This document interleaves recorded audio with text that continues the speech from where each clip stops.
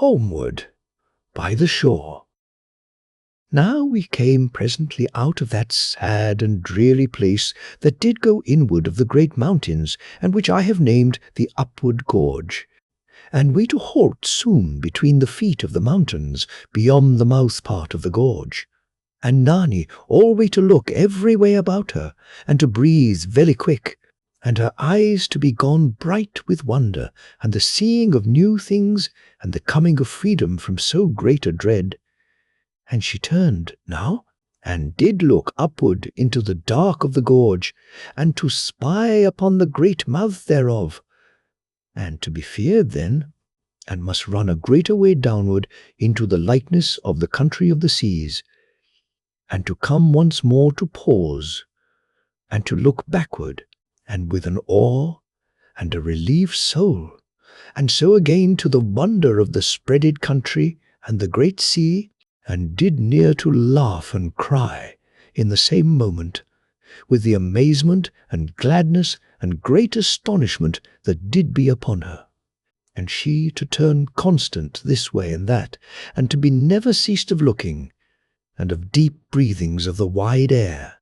For never in that life had she been in a broad place of light, as you shall have perceived.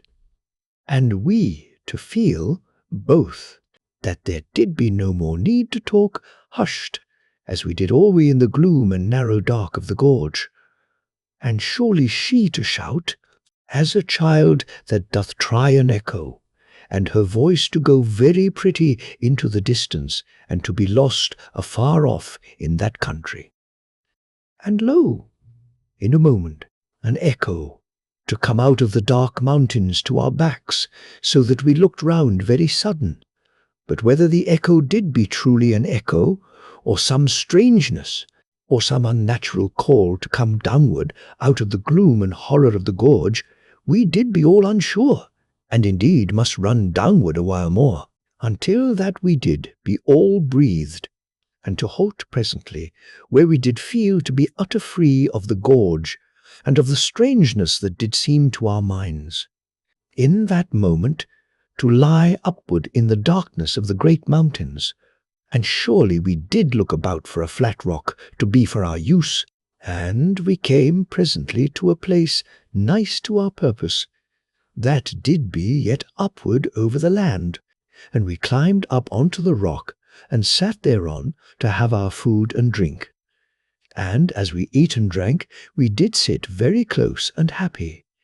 but yet to have a wise looking about and nigh to us, so that we be caught by no danger of the humped men, or by any other danger that might be. And alway the maid did question, and did stare afar over the country, and to have a shining wonder and joy of the sea, and to be stirred in all her being, so that she was pained with vague and sudden memories that did be as strange dreams, and all mixed with pleasure and pain. And indeed she sudden to weeping, and to need that she be in mine arms, until that she know herself once again, and so to her dear natural joy and way. And oft did mine own speak upon the clear wonder of the air, as it did seem to her, and to me it did seem likewise, that had lived my life also in a dark land, as you do know. And she, to break sudden from her rapture, and to set back her speech an eternity, with vague words, and memories so olden and englamoured, that they did be as moonlight that once hath shone. And in a moment she to be forward again into that far future time and speech, and all her being to be close unto me, and oft in a solemn silence of the heart. And the greatness of the sea to call unto her with an olden voice, and to half waken her, and I with her to be thus half wakened, yet had I been not thus as I did come mine outward way, but truly I did stir to the stirring of the maid, and all mine olden thoughts that did be my memory dreams, to come afresh upon my spirit. And so we too, to sit there all shaken with dreamings that did concern happenings of the olden world, that did lie upward in that dreadful night which made a mighty and deeply roof over that country. And surely I am dumb, in that I have no speech to make known to you all the troublings and stirrings of our spirits that we did know in that moment. And far off, by miles, beyond the feet of the mountain, where went the shore of the sea, upon our left, there was a great mist and steam, and this to be that mist and steam that I did come through on mine outward way, and Nani to ask concerning it, and I to tell her so much as I knew, and how that we must indeed come presently through it upon our journey, and she to be in wonder of the volcanoes that did burn in the sea, and in this place and that of the wide country, and the height and grandness to exalt her, and in the same time to give her a strange humbleness of her mind, so that presently I did take her into mine arms, for I must kiss her, because that she did be so utter a sweet maiden, and lovely with interest and naturalness. And truly she to kiss me in turn, and to make her questionings between her kissings, and this to be because she did yearn for a greater knowing of the country.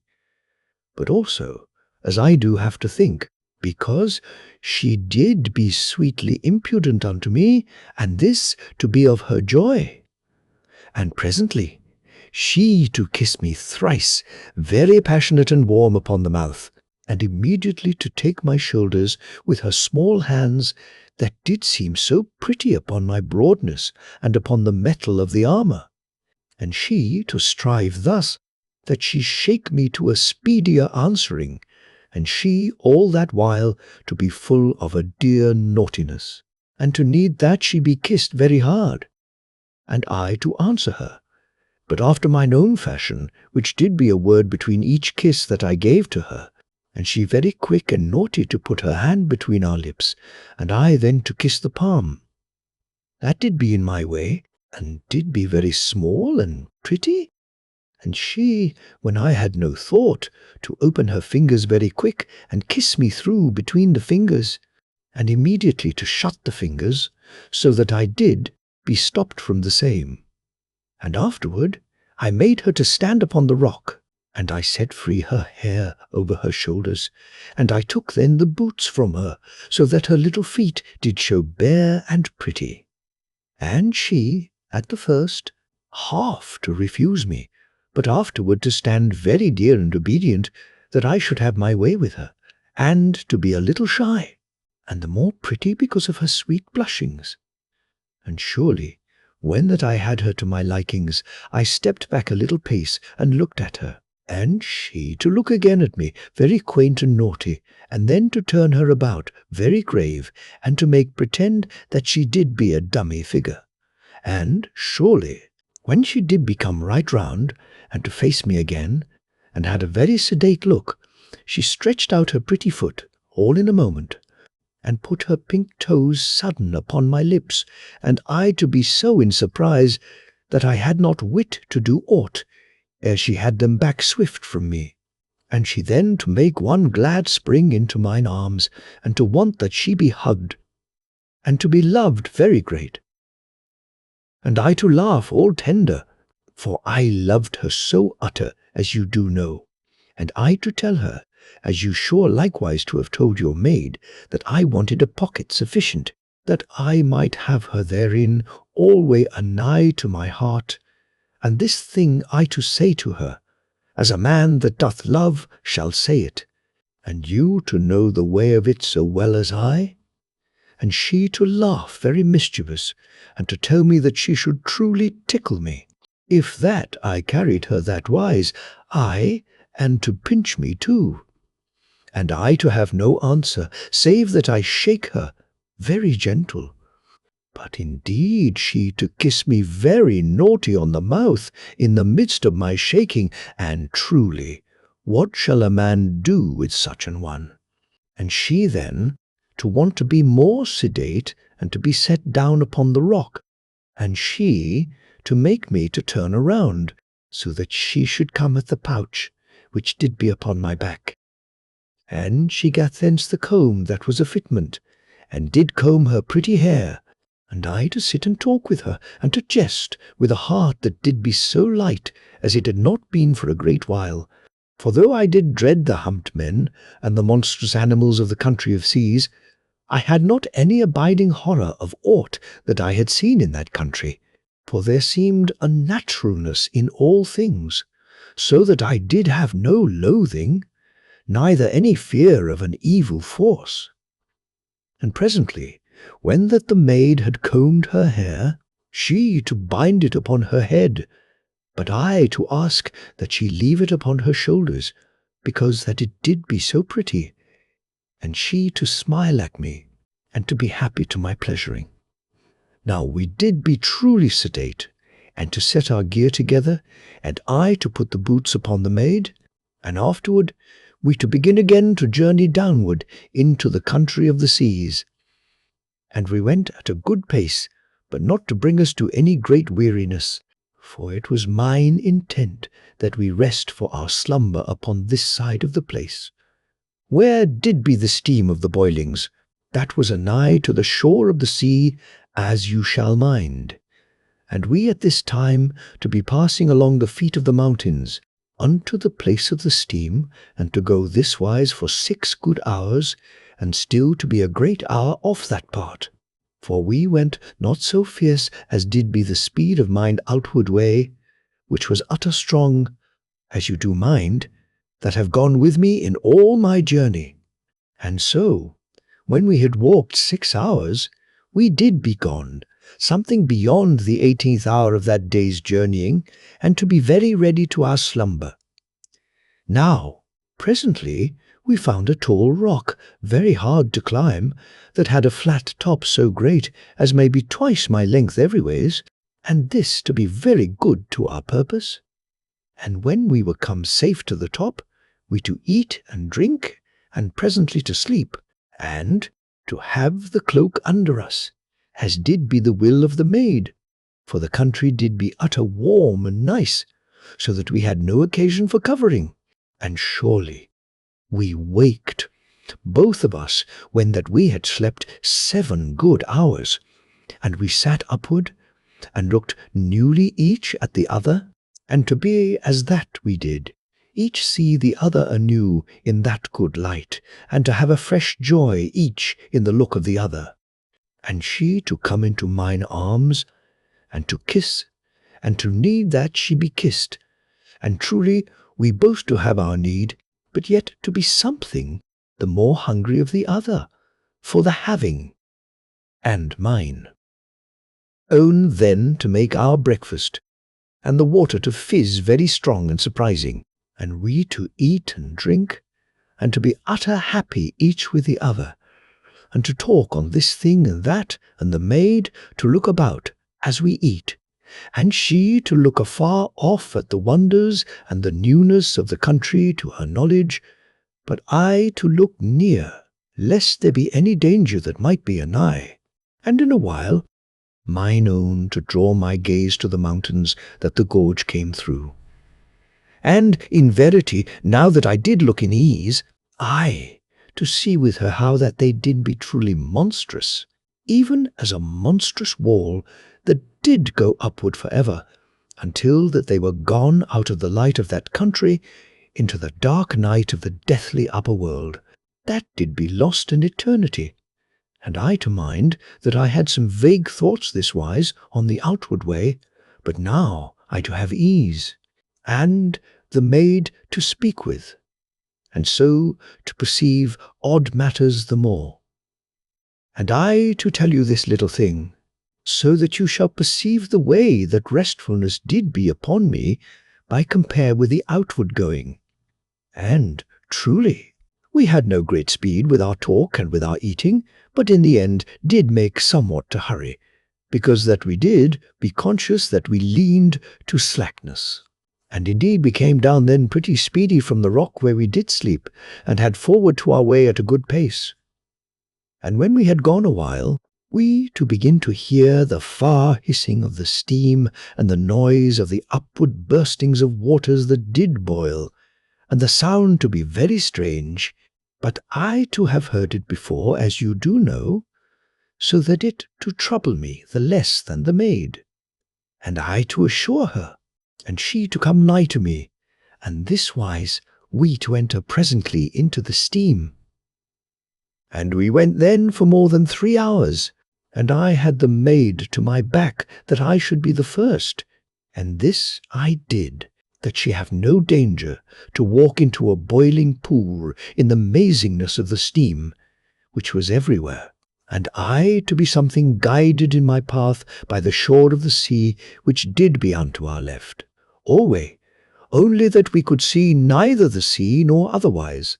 except that we go so close that we near into the water, and, truly, the sea to seem to boil in parts, and there to be hot pools in all places, so that who should say with ease whether we did go by one of the great hot pools, or by the true sea? And this, our constant puzzle, shall be likewise to you, and you to perceive how that we did go utter weary, and about us from every part there did come the strange burstings and shriekings and whistlings of the boil of the waters breaking upward from the deep world, and odd whiles the sounds to be as of great monsters, and the earth to shake under us, and other whiles there to be a hush, and only the steam about us, and somewhere in the distance and uncertainness a low piping of some steam cranny, very strange and lonesome sounding. And when it did be somewheres nigh upon the 4th hour, we came out of the thick steam, and the pipings and the roarings to be to our rearward, and soon the steam to be gone thin, as but a mist, and the noises to be very far seeming, and presently we to become clear out into the air of that country. And the maid now to perceive the trees, which did be in great forests unto our right hand, while that the shore of the sea did go alway upon our left, and she to be utter in wonder of the trees, and to need that she pluck branches, and smell of them, and look at each leaf, and so to be all stirred, for never in that life did she to have seen such a matter as those great trees did be, but yet to be all stirred by vague memories that did seem no more than dreams. And you to think but a moment, and to perceive how the thing did be with her, and you to have been likewise stirred, if that you did be so strangely waked in a corner part of the heart, though but a little matter to wake you. Now when the 6th hour did be full come, we made a halt in a wise place, and had there our tablets and the water, and afterward the maid bid me that I take her unto a warm pool that did be near by, and to ask that I turn from her, but yet to be a nigh for her protector, as I did be ever, and so she to wash, and to make herself happy with a sweet cleanness that did be proper to her, and afterward, when she did be done, she to act watch whilst I to mine, and to help me in all matters that she was able, and truly I to be happy indeed that she did so have delight to attend upon me, and to treat me mother-wise, yet truly with her maid heart not all hid, as you have perceived this time and that. And surely thus did we go alway in these matters, and oft that I have not space to have told, and oft that you shall remember, if that I do be too full of other happenings to give heed to tell upon. And afterward we to our journeying again, and to talk upon this thing and that thing, and I to be watchful as we talked, and to tell the maid that she keep her eyes wary, but yet not to be of unease. And when we did go this wise for 7 good hours, we were come nigh opposed to the bright burning fire hill that did be offward in the sea, and had made me a warm light in that time when I did sleep in the tree, as you do remember. And truly, as I shall here mind you, we did be past 7 hours coming to this place, from the part where the steam did be, yet had I gone that space upon the outward way at a speed that was greater, but truly I might not set so great a pace to the maid, save, mayhap, odd whiles, and this thing I beg that you have alway in your mind. And so, to understand why that we did be oft long upon this part of the journey, and that, by compare with mine, outward going. And, in verity, I had set off our hour for food, because that I saw we did come nigh to the place where the tree did be, and I to know that the maid should like to eat and drink anigh to that place, and to know that I did sleep there. And surely I took her to the tree, and when that I told her, she to beg me that I indulge her, and that we go upward to that branch where I did sleep, and there to eat our tablets, and I to be willing, and to enter into her wishing. For, indeed, there was no danger in the climb, and I to go alway below her, so that I could be surety for her safeness. And we came up to the great branch, and she to make how we should sit, and I to have to show just where I did lie, and she to look very close, and to see that my weight had surely marked the hardness of the armour upon the bark,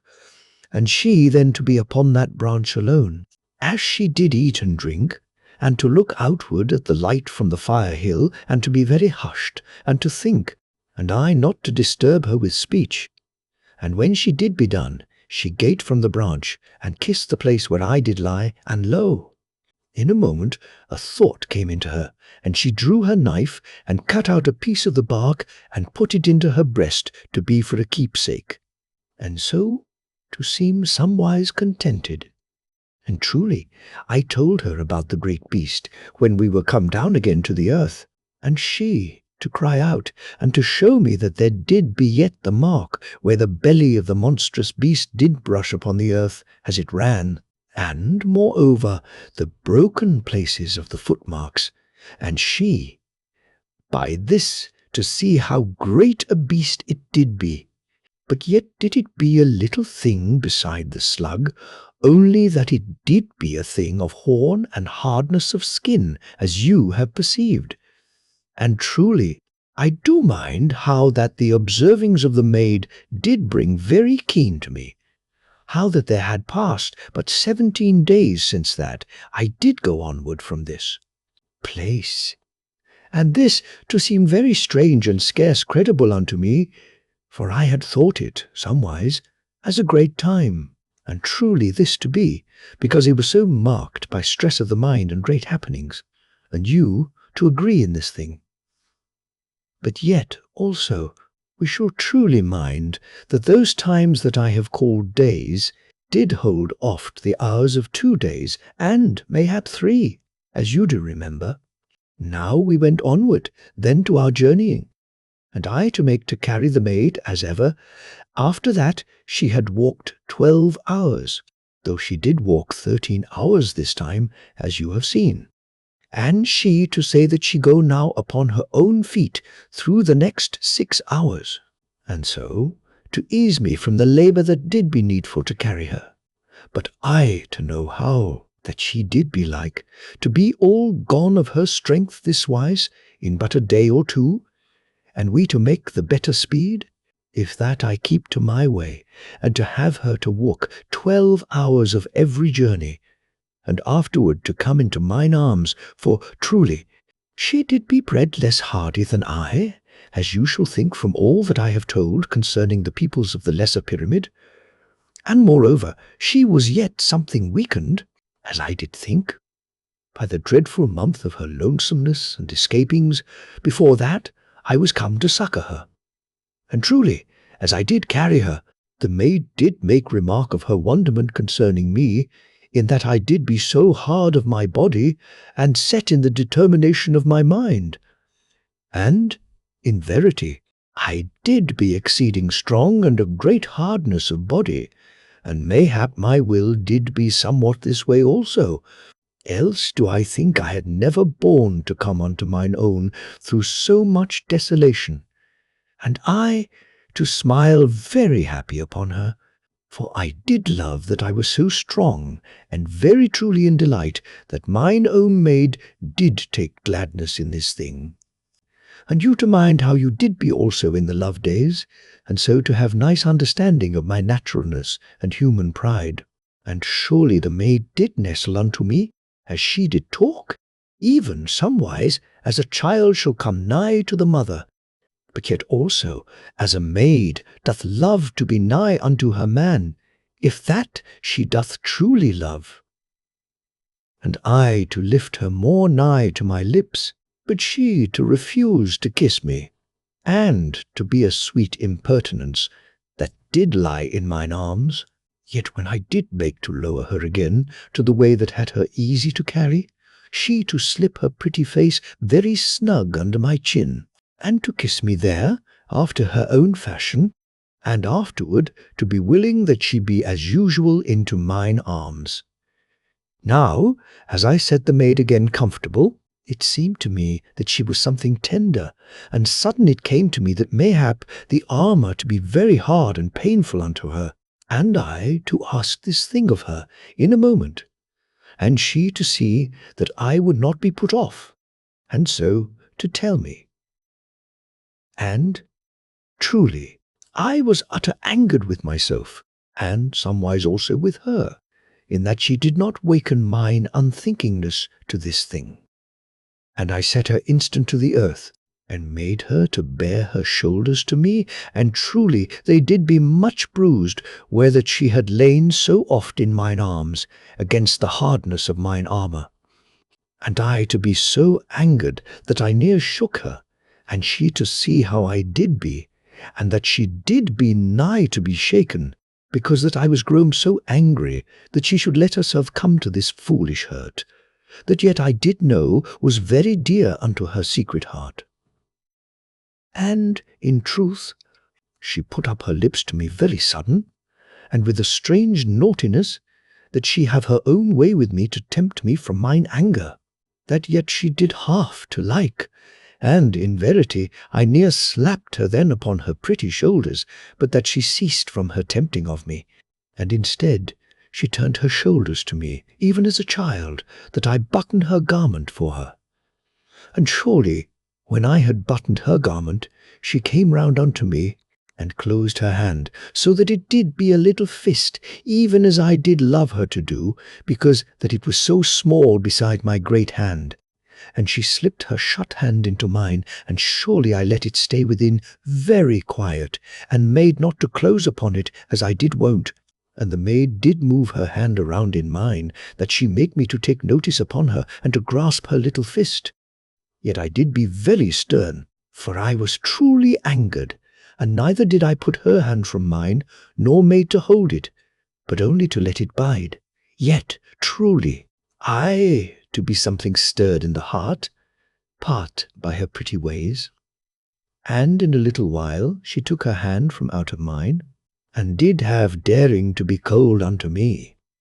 And mine anger then to be quaintly renewed, and to think that she did well need to be whipped. And she made a naughty and foolish impudence upon that which I said to her, so that presently I did say that she did need such as should make her to heed her manners. But yet, as you shall conceive,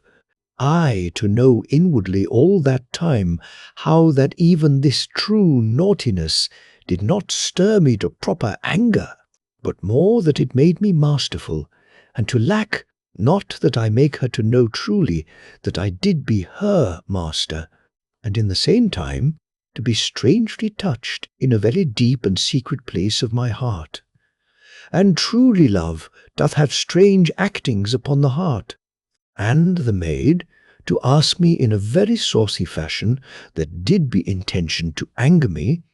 what I did mean that she to need. And truly I said that she did go the way to earn that she be flogged like any boy, and I to mean actual all that I did say, which doth something amaze me now. But, as I do know, I yet to be constant, stirred inwardly by her beloved quaintness, that did be always so dainty, even when that she did mean her naughtiness to be truly to anger me. And lo, when I told the maid this thing, that she did well, Go to earn a sharp reproof, she turned in a quick instant and came close to me, all tender and small and to need to be nigh to me. And she slipped both her closed hands into the one of mine, and truly they did be little fists. And because I could be no more stern with mine own, I put mine arm about her, and she did nestle to me, so that all my being did want to be a shield about her, and she to hark very quiet and humble to my counsellings, and in the end did be so strangely hushed that I looked down to where her pretty face did be hid against mine armour, as she did love to do, when that I did be those odd whiles a little stern with her, and I held her face away from mine armour, and surely she did be smiling, very quiet and naughty, so that I perceived that she did be good only for that time,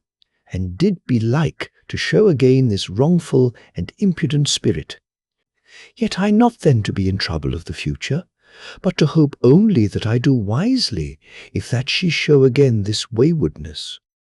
And truly, I to perceive now that I did be very young. But anywise, as you do know, I to act alway from the natural telling of my heart. And I shook Nani a little for this naughty spirit which did not be gone from her,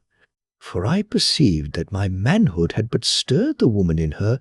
to that strange quick humbleness that had seemed to be a quenching of her wayward unwisdom. And truly it had not been stilled, but only sunken for a little moment in the uprising of her dear nature, which had responded unto me. And the maid to look at me from under her lids, as I did shake her with gentleness. And I to know that mine own did be a wondrous maiden, full of all life and spirit, and to be held wisely, and to be loosed wisely, all as did be for the best, to bring out the uttermost of her goodness, which did be in all her being, and to be very lovely, and to make me feel as that I did be a giant that held a white flower very tender, but I to feel also that I did be her master. And this may hap you to understand, if that you look into your hearts. And by all my telling, you to know that I did be very dainty with mine own maid, that did be all of daintiness, but yet I to be masterful, as did be my nature, and a very proper way it did be with the maid, so that she did be alway reasonable in the main, and this to come out of her love, which did have pleasure to know that I did be master unto her, all in the same, while that she did fight to show that I did be otherwise. And, truly, and in part by this same showing, you shall perceive that her naughtiness to come likewise from her love, and the way that my nature did work upon her.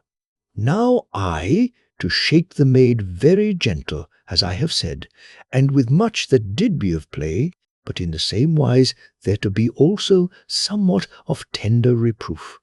And surely that naughty maid to spring very light upon her toes, and had kissed me sudden and dainty upon the mouth,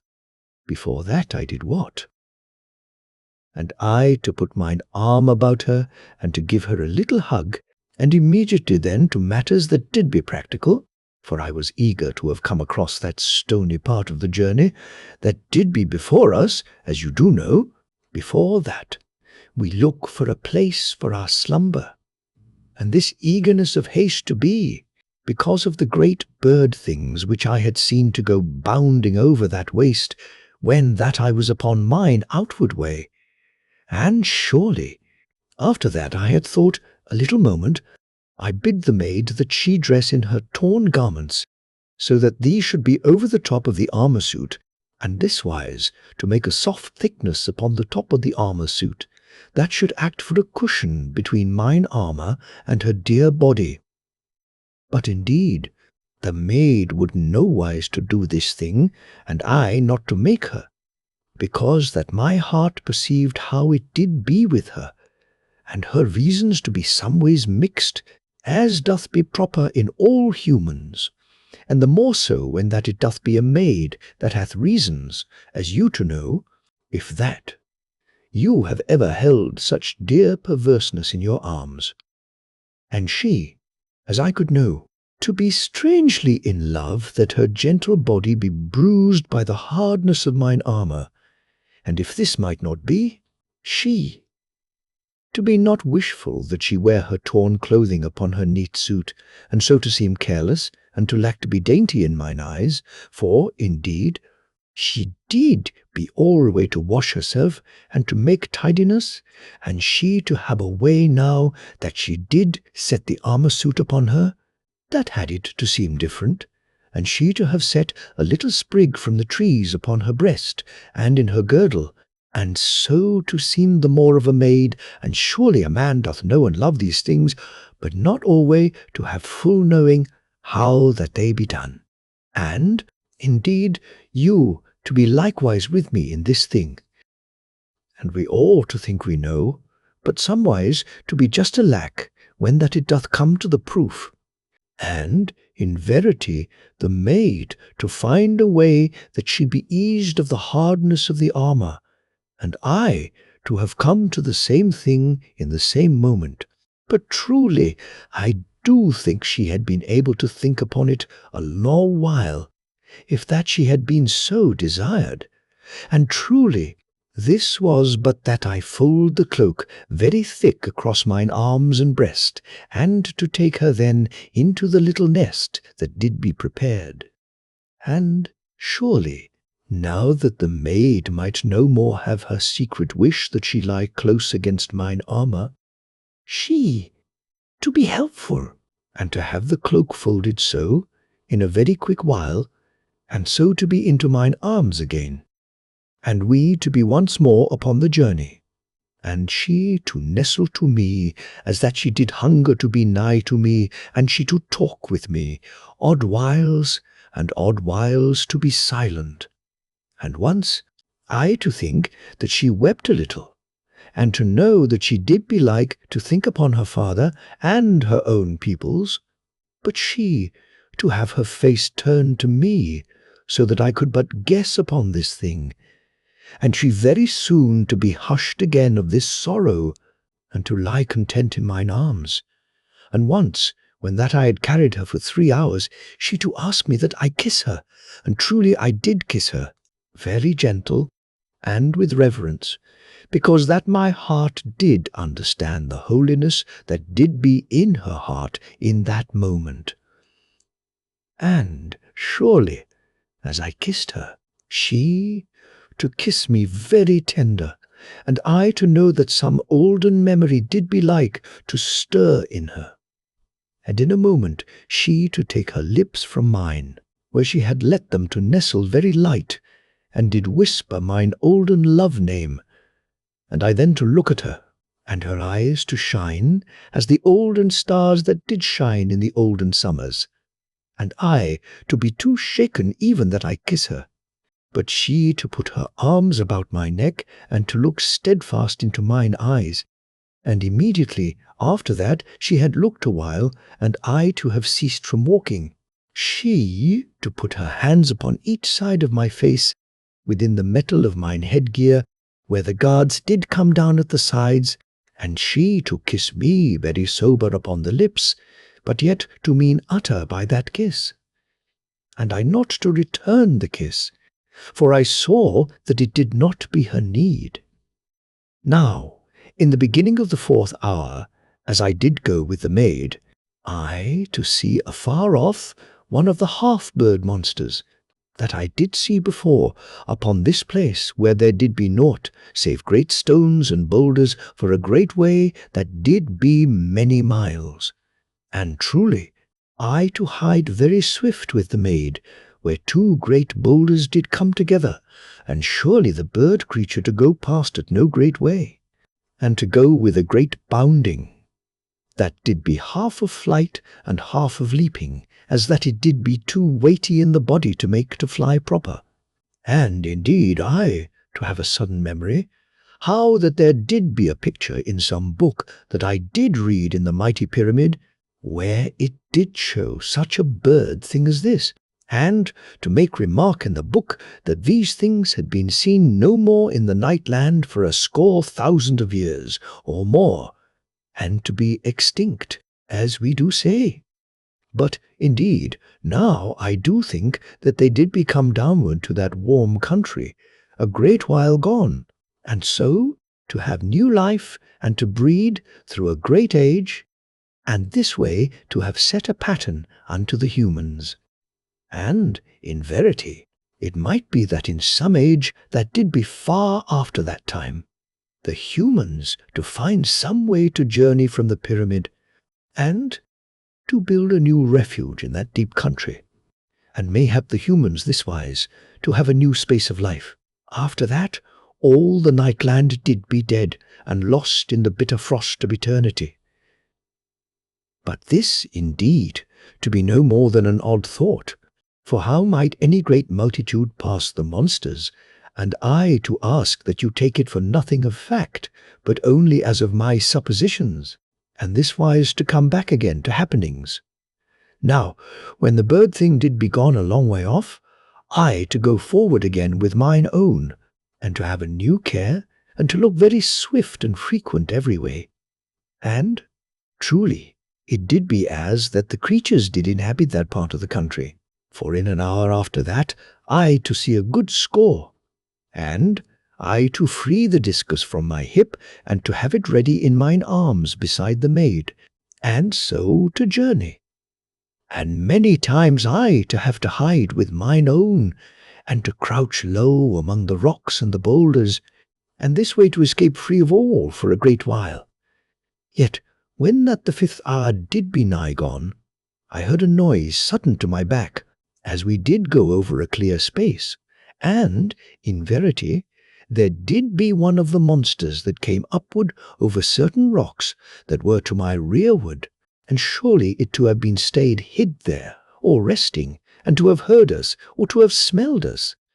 but anywise then to have knowledge of us, and to come with low and brutish heavy boundings very lumbersome after us. And I looked every way in a moment, but there was nowhere any shelter anigh, and the maid to leap sudden from mine arms, that I be free with the discus, and I to look swift to her, and to see that she have her knife ready in her hand, that she might chance to aid me. But surely I might not fight in ease of mind, if that mine own did be needless in danger. And I caught her very quick by the waist, and set her upon the ground between my feet, and she to make half to refuse, but I to have no time for explaining, and to be sharp that I have her safe, so that I gave her a little shake that did sudden to make her feel the strength in me, and she then to be instant quiet in my hands, and to let me that I set her upon her face, and to cast the thick cloak above her, and in a moment to be stood over her, and to set down the visor of mine headgear, lest that the bird monster strike me in the face. And surely the bird thing did be scarce 100 good paces off, and to make 2 lumbering and monstrous bounds, and to come at me. Yet truly it made sudden a pause, because that the discus did roar and send out fire, as I made it to spin, but in an instant the great thing to come in at me upon the left side, and to strike me very hard with the bill, that did be so long as mine arm, and had surely gone through my body, if that I had been naked, and the bill of the monster rang upon mine armour, and it smote me twice this wise, so that I staggered very sick and shaken. But in a moment, as it made to draw off, that it should come the more hard upon me, I swung the discus very sure and quick, and I smote the bird thing above the place where the great seeming leathern wing did join upon the right side, as it should be the shoulder of the bird monster. And, in verity, the monster gave out a mighty squawking, and went backward this way and that, and beat all about upon the stones, and did strike with the great bill at the place where it did be hurt. And I heeded that I end it swiftly, and I ran in upon it, and the creature to strike at me with the great bill very savage. But I jumped speedy to this side, and again to that, and so in a moment to have chance to come in surely. and truly I split the skull of the bird thing, so that it died very quick and was gone from pain. And the bird creature lay all spread upon the stones and the rock of that place, and surely it did be as that it were leathern, and made somewise as a bat doth be of this age, in that it did have no feathers. And truly it looked mighty where it did be spread, and indeed the body to be full so big as the body of a young horse, and the bill to be very deadly and sharp and cumbrous, as you to have guessed, and I to be all and utter thankful that it did be there, dead, in the stead of mine own body, and the thing yet to twitch and stir a little, as the life did go from it. And surely I was back then very speedy to the maid, and she to be kneeled upward to watch me. And I took her into mine arms, and looked well about, and made then forward again. And about the middle part of the 6th hour of crossing that rocky land, I saw that we did draw near unto the shallow river, that you shall mind. I came over, after that I had done with the old and flying ship. And in all that time, since the bird monster to come after us, I had seen but 2 more, and they a great way off, so that I guessed that I was come beyond that part where they did go very frequent. And I, to wade over the river, and to carry mine own upon one arm, the while that I did sound my way with the staff of the discus, and truly I came across very easy, save that I did have to go around somewhat, where that the river did seem to have a deep place. And when that we had crossed the river, it did be full 21 hours since that we slumbered, as you shall know, if that you but count a little. For you do mind that we spent a certain time within the tree, as I have told, and this not to have been proper counted into the time of our journeying. And surely the maid to have been very quiet, since that I did show my strength a little to her, when that I made her to lie, that she be safe from the bill of the bird monster. But she not to be anywise in anger upon me, but only, as I do think, that the woman in her did be something fresh, waked unto me, and she to be very content that she be quiet in mine arms. Now the place that we were come to was much spread with boulders,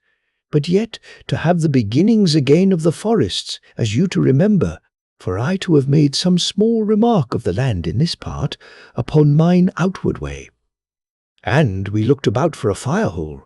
that I should dry my lower garments, and truly we had not passed many in a great while,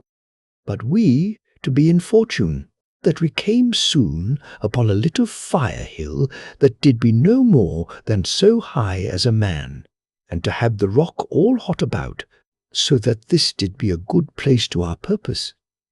And I kissed the maid, and set her down out of mine arms,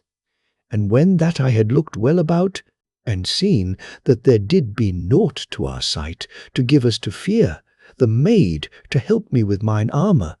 and afterward with my garments, and to ease me all ways that she could think of with helpfulness. And she set the garments of my lower parts to dry, and whilst that they did be drying, she to make ready the water and the tablets, and to have me to sit beside her in my body vest and gear, and we to eat and drink very comfortable in the warm hollow that was something anigh to the small fire-hill. Now, truly, I did be very hungry that time, and indeed to be always so, for the tablets did be very unfilling to the belly, as you do well know from my tellings. And when that I did be finished, I saw that the maid looked at me somewise odd ways, and sudden she to come into laughter, and asked me whether that I did be very empty. And in the same moment there to be a wondrous dear look within her eyes, so that I perceived that there went a mother note under her impudence. And she to yearn, as I could know, that she have some way to feed me. But truly there did be no way, for we thought not to make to slay aught for our purpose, and we did be feared that we eat any root or plant, lest that we be ill. And this to seem strange to my spirit of this our age, but to be natural unto that,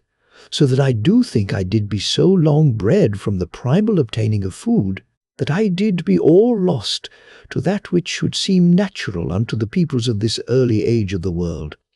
Though we truly to think that the world doth even now be old,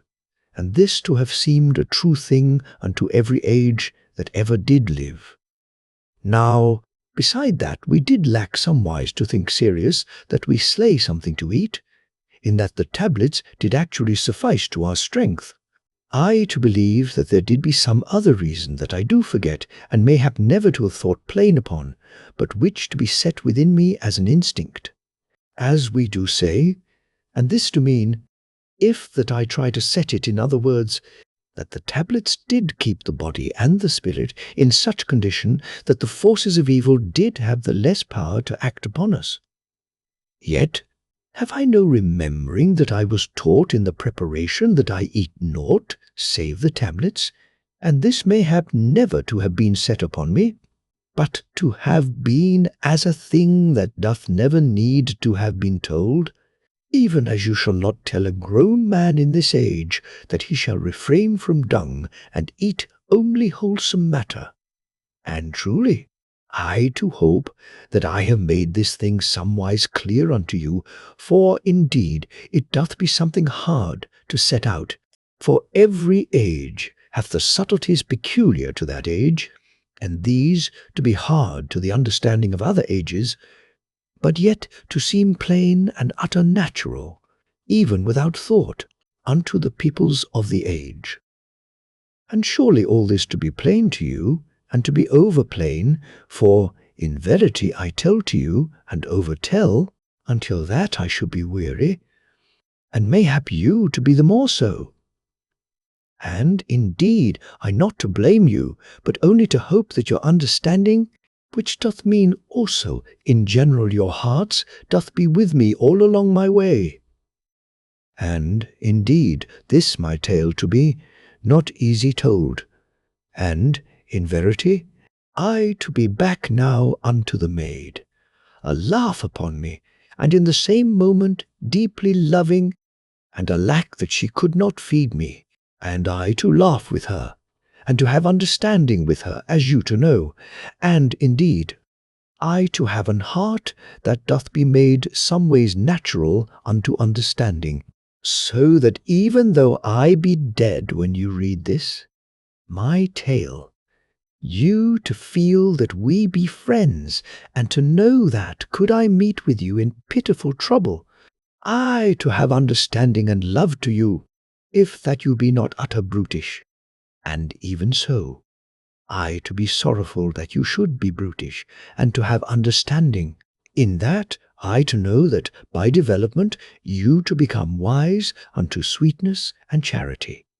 and in love with all dear things, and kind pity of the rest, and this wise you to be in human sympathy with me, because that you do feel that I be honest with you, and somewise even now to your elbow as you read, and this to be writ now,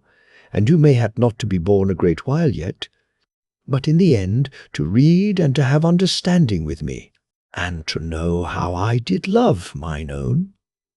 And so we to go forward again the closer, in that we do be the more knit in dear human sympathy. And surely the maid kissed me very nice on the lips, and did promise again how that she should make me a great meal when that we did come to our mighty home, and indeed, as she to say, she to join with me, and we both to be naughty gluttons for that once. And surely I laughed gently at the maid, because that she should be so dainty a glutton, but for my part I to feel that I could eat an horse, as we do say in this age. And by that we had eat and drunk and talked a while, and looked oft about, so that we know that no brutish thing came near to our hurt the maid, to tell me that my garments did be dry, and she then to give me aid that I dress very quick, and afterward she to help me with mine armour, the which she did wipe after that we had eat and drunk. and she to have had joy that she do this thing and all things for me, and to have used a part of her torn garments to this end. And so, truly, I to be clothed and armed very speedy, and to feel eased and the more sure in my mind, for in verity I was alway in unease, when that I did not be ready, that I be able to meet any horrid brute that should be like to come upon us.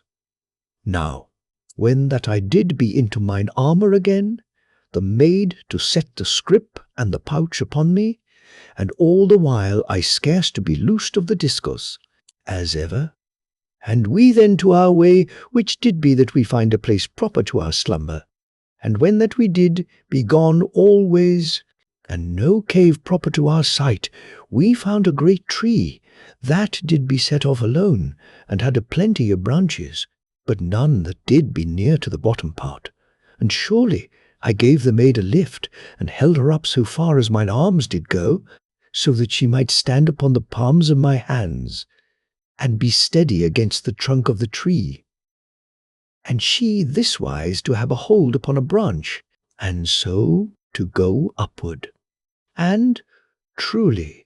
when that she was safe, I loosed one of the straps from the pouch and the scrip,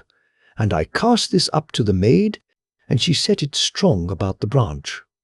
And when I had caught the downward end, I went upward very easy, and afterward took loose the strap,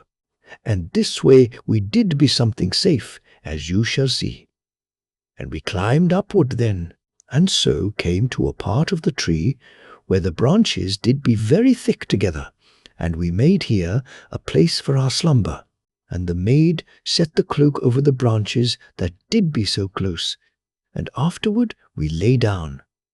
But first I set the strap about her waist, and thence to a branch, and she to refuse sleep until that I be likewise, so that we did be both very safe from any fall. And she kissed me, and we then to our slumber, and very weary, for it did be 22 hours by this, since that we had sleep. Now we had 8 hours, in which we slept utter, and be both to awake, as it did seem in the same moment. But truly, I to think that mine own did be wakeful before that time, for, indeed, as she put her arms very dainty about my neck, that she kissed me, I did have a quick and sudden knowledge that I had been kissed oft in my sleep, and this to have been but a little while gone. And surely it did seem to me that mine own did have a sweet and contented mischief inward of her eyes, but yet she to be very sedate outward, and to kiss me loving and dear, and then we to our breakfast upon the cloak. And afterward I climbed to the topmost branches of the tree, and looked well over the country all about, but there was no brutish thing to my sight in any place, neither near nor far. And I came down then to the maid, and told her how that there was quietness of life all about. And we had our gear together, and went downward to the earth, and I to help mine own, and this way she to be safe. Now, as we went forward upon our journeying, I perceived that the maid had a wayward air, and truly I thought that she did have her heart all set toward naughtiness and mischief, and in the same moment that I was in this belief, I did know in mine understanding that this did spring from the workings of my nature upon the nature of mine own maiden. And Nani to walk in the first beside me, and to have no word for me, because that she did be so filled with the stirrings of her naughtiness, that did be in the same moment very sweet unto me, and yet to waken all that did be masterful within me. And she to be that she did know, and to delight in her secret heart that she wakened that which did be masterful in me, but yet in the same moment to be strong determined that she be not mastered by me. And surely this to seem contrariwise in the words, but to be clear to the heart, if indeed you have ever been loved by a dear maid of an high spirit. And above all this, the maid did be filled with a love for me, that did beat and dance in all her being, and this in truth to overweigh all. But yet from this same thing her dainty naughtiness to be borne, because, as I did say, my manhood, to stir all her nature up wise in sweet trouble, that did be half of rebellion, and half that she did ache that she be close unto me in mine arms, and, in verity, you to be with me in all these things, if that you have had the love days beside a dear and dainty maid, of an high and pure and natural spirit, so that if you be old these days, even but the light merriment of a passing maiden to bring a pain of wonderings and golden memories upon your heart. And presently I saw that mine own put a little space between us, as the naughtiness did work in her, as my heart to know, and she to be offward from me a little, and she still to have no speech with me, but in a little, to begin that she sing in a low voice, and to have her pretty body very upright and lithesome, and to go forward with a wondrous dainty swing, so that my heart told me that she did all be stirred with small thrillings of defiance unto me, and with thrillings of love, and she to have the triumph of her maidenhood and of her womanhood, as it were both, to contend in her and to thrill upon her tongue, and to show out the lilting and pretty warfare of her spirit that did go dancing and dearly naughty in her breast. And surely I went, very lifted in my heart, and astir, for it did be wondrous to me that this lovely maid did be so utter mine, and to see but the way that she set her feet to the earth, and the way that she did lift them sure and dainty, and the way that her body did be poised, and the way of her head, and the way of her naughtiness, and the sweetness and the love that did be wrapped in with all, did make me want that I have her in mine arms. But yet I notted of this, because that in the same time that she did so stir me to love and admirings, she to set somewhat else in me at variance, so that I did half to feel stern with her, for I perceived that she had that naughtiness then within her, that she did be like to have a real intent of impertinence unto me, so that she should be naughtily outrageous, and to have no heed to my advisings, neither unto my desires, unless that I set my hand upon her to make her to obey. And truly you that have had dear maids shall follow mine explainings, but unto others I know not whether they shall understand, until they too have been possessed of, one that shall set all their heart adrift, even as this, one that did be mine own, and sudden. I to know that Nani did change from her low singing unto an olden air that had surely not been heard in all that eternity. And in verity, for a little while, I not to know why that it did so shake all my heart, nor what it did be, nor whether that I had truly heard it before, or only to think so. And surely it did be as that the silence of the olden moonlit world did steal all about me, and sudden I to know that the maid did sing an olden love song of the olden world, and to go halting a little as she sang, because that the words did steal something odd-wise through the far veils of her memory, even as a song doth come backward out of dreams. And I to feel all my blood to seem to tremble in my veins, and my throat to be troubled, as with vague sobs that did be the ghosts of forgotten tears, and the dim sorrow that had come so swift and strange upon me, to be likewise steeped in golden mists of the love that I once did love, and the glamour to become all fresh upon me, and I to know in that moment how much we do forget, even when that we do believe that we have all memory and all sorrow within our hearts. And I looked unto the maid something dimly, because of the way that I did be, and I perceived in a moment that mine own did weep as she walked, but the less with pain than with the strange anguish of memory that doth have in it tenderness and sorrow and love and all that hath been and all that did never be, and all to make a veil unto the spirit, where doth be both a dim greyness and a warm and everlasting light, and an utter speechlessness, and the low and far music of forgotten songs, that do come downward over the shadowy mountains, that do be builded of years and forgetfulness, and yet made to be seen with the light of that our memory, which doth cast so many hushed shadows. And surely, as I did say, the maid did weep as she went, but not to be cast down, but rather that she held her head upwise, as that she did walk in a glory. And the song to come oft broke, and oddly,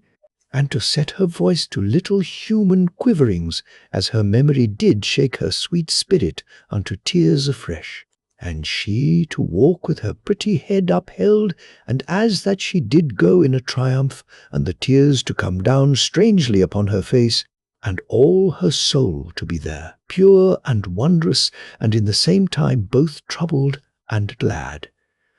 And this thing to be very dear and amazing, and she to be as that, she not to know then that she sang, but as that she did be lost in her thoughts, as we do say, and this to have come sudden upon her, out of all her upliftedness of spirit, that had been like to make her very open unto all subtile and subtle powers of thought and inward stirrings, as you shall think. And again, the song to come full remembered and fresh, as that this eternity did be but the yesterday of that moment, and mine own to be all in a sweet madness with those half-dreamed memories, and the wonder and pain of all that no man hath ever said,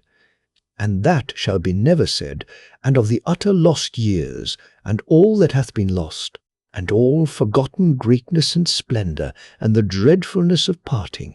and the loveliness of beautiful things that do be hid in the abyss of the years. And it did be sudden to my quickened fancy, that there did be low echoes all about us of the voices of dear beautiful ones that have died, for so did memory set a strange and lovely mystery about my spirit in that moment, that I did be all shaken so much as mine own, and I to be as that I drew my breath anigh to tears, and did be there with Naani, amid the quiet spareness of the trees and the rock of that part of the land, but yet did be to see half dimly that I stood within a light, even as the light that doth be the wonder of olden sunsets, and I to be, in the same time,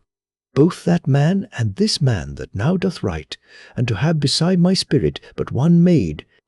that I did lack to know whether I say to her Nani or Mirdath, for though the two that have been mine own did be different seeming to the eye, there to be but the spirit of one maid beside me in that moment, and surely I did be there, all shaken unto the seeing of visions, as it did seem, so that the land about me to have grown half as that it did lack, that it be real unto my sight, because that I looked inward unto lands that did be of memory, and lo, in a moment this to go, and I to be in that country of the seas, and to look newly unto Nani,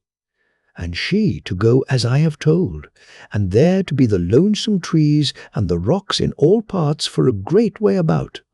and sudden, as I looked at mine own, she to come round unto me, and she held out her arms, and did gaze at me with such a love, as that she were transfigured, and to need strangely that she be in mine arms, and surely I to an holy need that I have her unto me, because that, after all, there did be no wonder so great as that wonder, that when all did be said, I did have mine own, after that all eternity had nigh passed. And, in verity, we ran each to the other, and did be silent, because that there was no speech of words by which we could say aught of all that did be in our hearts. and truly you, to be with me in understanding, for you too, mayhap, to have suffered this wise of dumbness, even if that it hath not been so great, but yet to make you to know. And presently we grew quiet in the spirit, and mine own to come back again to her joyousness, and to go beside by me, as we made forward. And presently Nani to begin that she look at me with dear impudences again, that did be very sweet unto me, but yet to be like, to lead unto defyings. And truly, by these things shall you know the spirit of mine own maid, and there to be none to me that ever did be like her. But, indeed, you to think that wise of the maid that you did love, and all the world to be thinking, each these thoughts of one dear maiden that doth be the one maid in all the round world. And this to be the lovely niceness of the human heart, and I not to have any grumble thereat. But yet, surely, you shall say that this maid that did be mine own did be very dear and lovely. And, in verity, I to show my human heart in this thing, for you likewise to want that I think your maid to have been just so dear, and the more so, and indeed we ever to be going these ways, and to have good comradeship of understanding, because that we have all loved and suffered joy, and had utter belief in a dear one. And surely a defyingness to come presently into the way that the maid did go, and she to walk a little offward from me, and truly I looked at her, both with love and yet with somewhat that did be to reprove her gently, and all in the same moment that she to make my heart stirred with her sweet naughtiness, and she to look sudden at me, and to be that she half to intend to run to kiss me, but also that she be minded in the same moment that she set herself up impertinently against me. And, in verity, she made me to harden my nature a little, as manhood doth make a man to do. And this because of the rebellion that I knew to be in her, and she likewise to know. But she hid her eyes, when that I shook my head, half with play and half with earnest, and was then impudent unto me, and gone from that in a moment to her pretty singing, and her naughty walking apart. But she no more to sing an olden love song. Now, in a while, we passed a basin of rock, in a place among the trees, and there was a warm spring bubbling in the rock, and the basin to be full of water, very warm, and with some smelling of chemistry. And the maid told me that she would wash, and I to think it a good place for that end. And when I had tasted the water, I found that it did seem smooth and proper for our intent, as that there did be a verity of an alkali in it. And truly we washed, and after that I was done, the maid bid me that I turn my back, and I to do this, and she to mock me very naughty, whilst that I could not see her, and to seem very quiet, for indeed I heard no splashings of water, though I stood off from her a long while, and she always to say naughty things unto me, as that she did mind truly to have me angered, for indeed she did have a plain intent that she mock at me, and to ease not her wit. And surely after that I had stood a great while, I asked the maid when that she did be like to be done, but she to say that she was nowise ended of her toilets, and I knew very sudden that she made foolishness upon me also in this matter. And I turned upon her, and lo! She did be sitting upon a little rock, very sedate, even as when she had bid me turn from her, and to have made no more forward, but only to have been there at ease, that she keep me turned away to please her naughty mood, and all the while have a double liberty to have impudence upon me. And in verity, I did be a little angered, but scarce that I did know it, for I did love her very great, and was stirred inwardly with her dearness, and that she did look just that wise that I knew not whether I to need to kiss her, or to shake her. And truly, How should I know? For my heart did ache that I have her to mine arms, but my brain to say that she did go over far in the joke, and truly you, to see that I did not be unreasonable, neither to be lacking of grace. For indeed I do think that I was swayed always, because that I saw all the dear way that her pretty nature did work, and to conceive of her mood, and to understand and be stirred, but yet to shape a little in my manhood unto hardening, and in my judgment unto sternness. Yet truly I scolded mine own with no more than a little jesting, and did be nice and gentle with her, because she did be so dear, and I to know just wise her mood and the cause and working of it. And I told her that I did love her, and that she hasten now, and let us again to the journey. But, indeed, she only to make a face at me, so that I did be near like to shake her unto sedateness, and she then to be both merry and a rogue, as we do say, and to stop her ears, and again to sing very gleeful, and all so that she might not hear aught that I said. And surely she looked a very dainty rebellious one, and I went then straightway to her, and took her hands from her ears, and I kissed her pretty ears very gentle, that I not to deafen her. And I kissed her lips as she did sing, and afterward shook her, that she be not such a sweet torment. But this to have no success that way, for she only to put out her toes to be kissed, for her foot-gear was off from her feet. And indeed I laughed, even as I made to frown.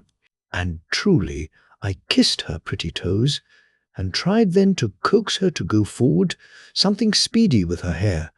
and to be ready to the journey. But she only to sing, and to refuse to be sedate. And, in verity, in the end, I caught her up in mine arms, and had her bundle in my hand, and so went off with her very sudden, with her hair all loose upon me in a lovely and soft shining, and her feet bare as they did be. And this action I made, because that I was grown truly a little stern with mine own, for indeed she did half to need, that she be whipped unto properness, as you shall think, that have seen how she did be this wise, only because that her nature did be stirred strangely, and her womanhood and her maidenhood to be all unto war, and in part to make a rebellion against me, that she did no glad to be her true master, but yet she to be thus, even though she did be so glad, and this to act so that she did be in the same moment both sweet and wise, and yet to show a dainty foolishness and a true naughtiness that did make me to feel somewhat of a real anger, but yet did have me to know that all my being did be stirred by her, so that I did think with one thought that she did be very foolish, and with another that she did be lovely wayward. Now, when that I took the maid up so quick, and made off with her, she to give a little gasp, and to submit to me with a quick humbleness. But immediately she to regain her courage, and to be outraged of me. But indeed I took no heed, only that I was like to shake her, and did know also that her hair did be wondrous pretty upon mine armour, and she soon to lie very quiet and easy in mine arms,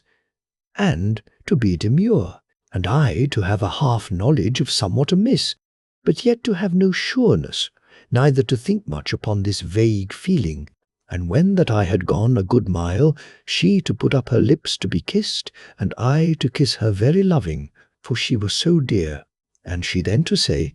very ordinary like, that I should do wisely now, if that I went back for her foot-gear, which truly I had lacked thought to notice, when that I did pick up the maid, and I saw that she had known this thing all that while, and had made that mile of carrying all a waste and a foolishness, because of the naughty rebellion which did be in her. And lo,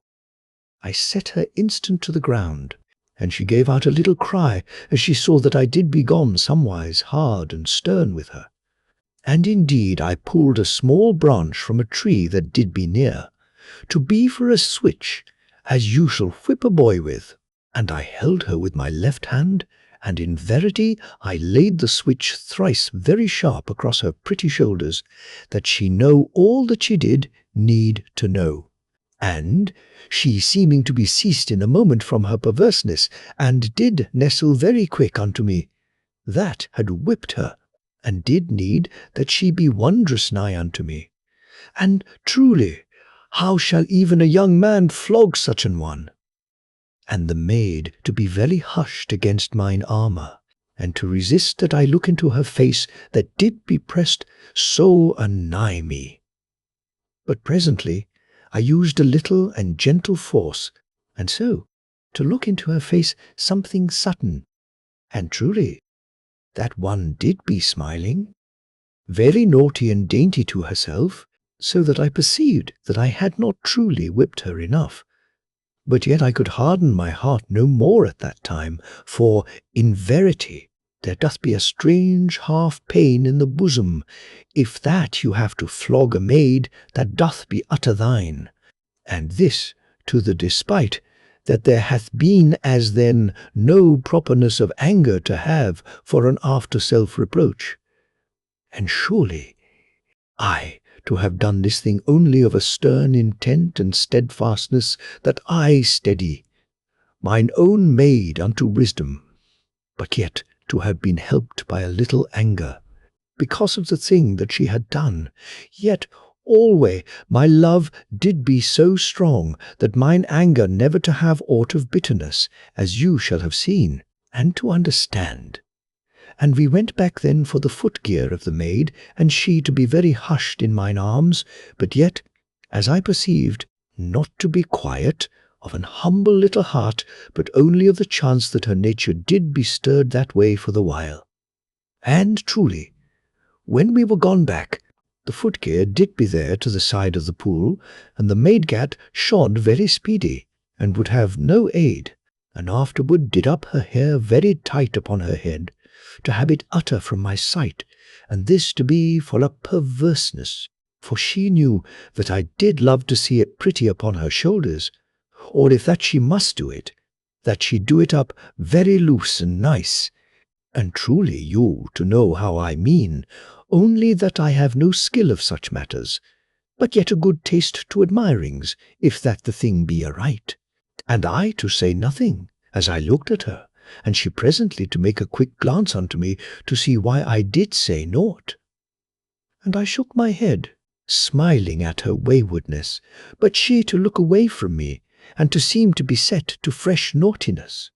Now we went forward, then upon our journey, and alway the maid to walk onward from me, but yet to have no other impudence, neither to sing, and I to go kindly with her, but yet to think that she did lack somewhat to know that I did be truly her master, and I to wonder a little whether she did know proper that my gentleness with her did be not of weakness, but born of understanding and love, and the more proof that I did be fit to possess and to guide her. And truly this was the thought of a young man, yet lacking not of reason in the bottom part, though mayhap to be something clumsy seeming unto the mind of a maid,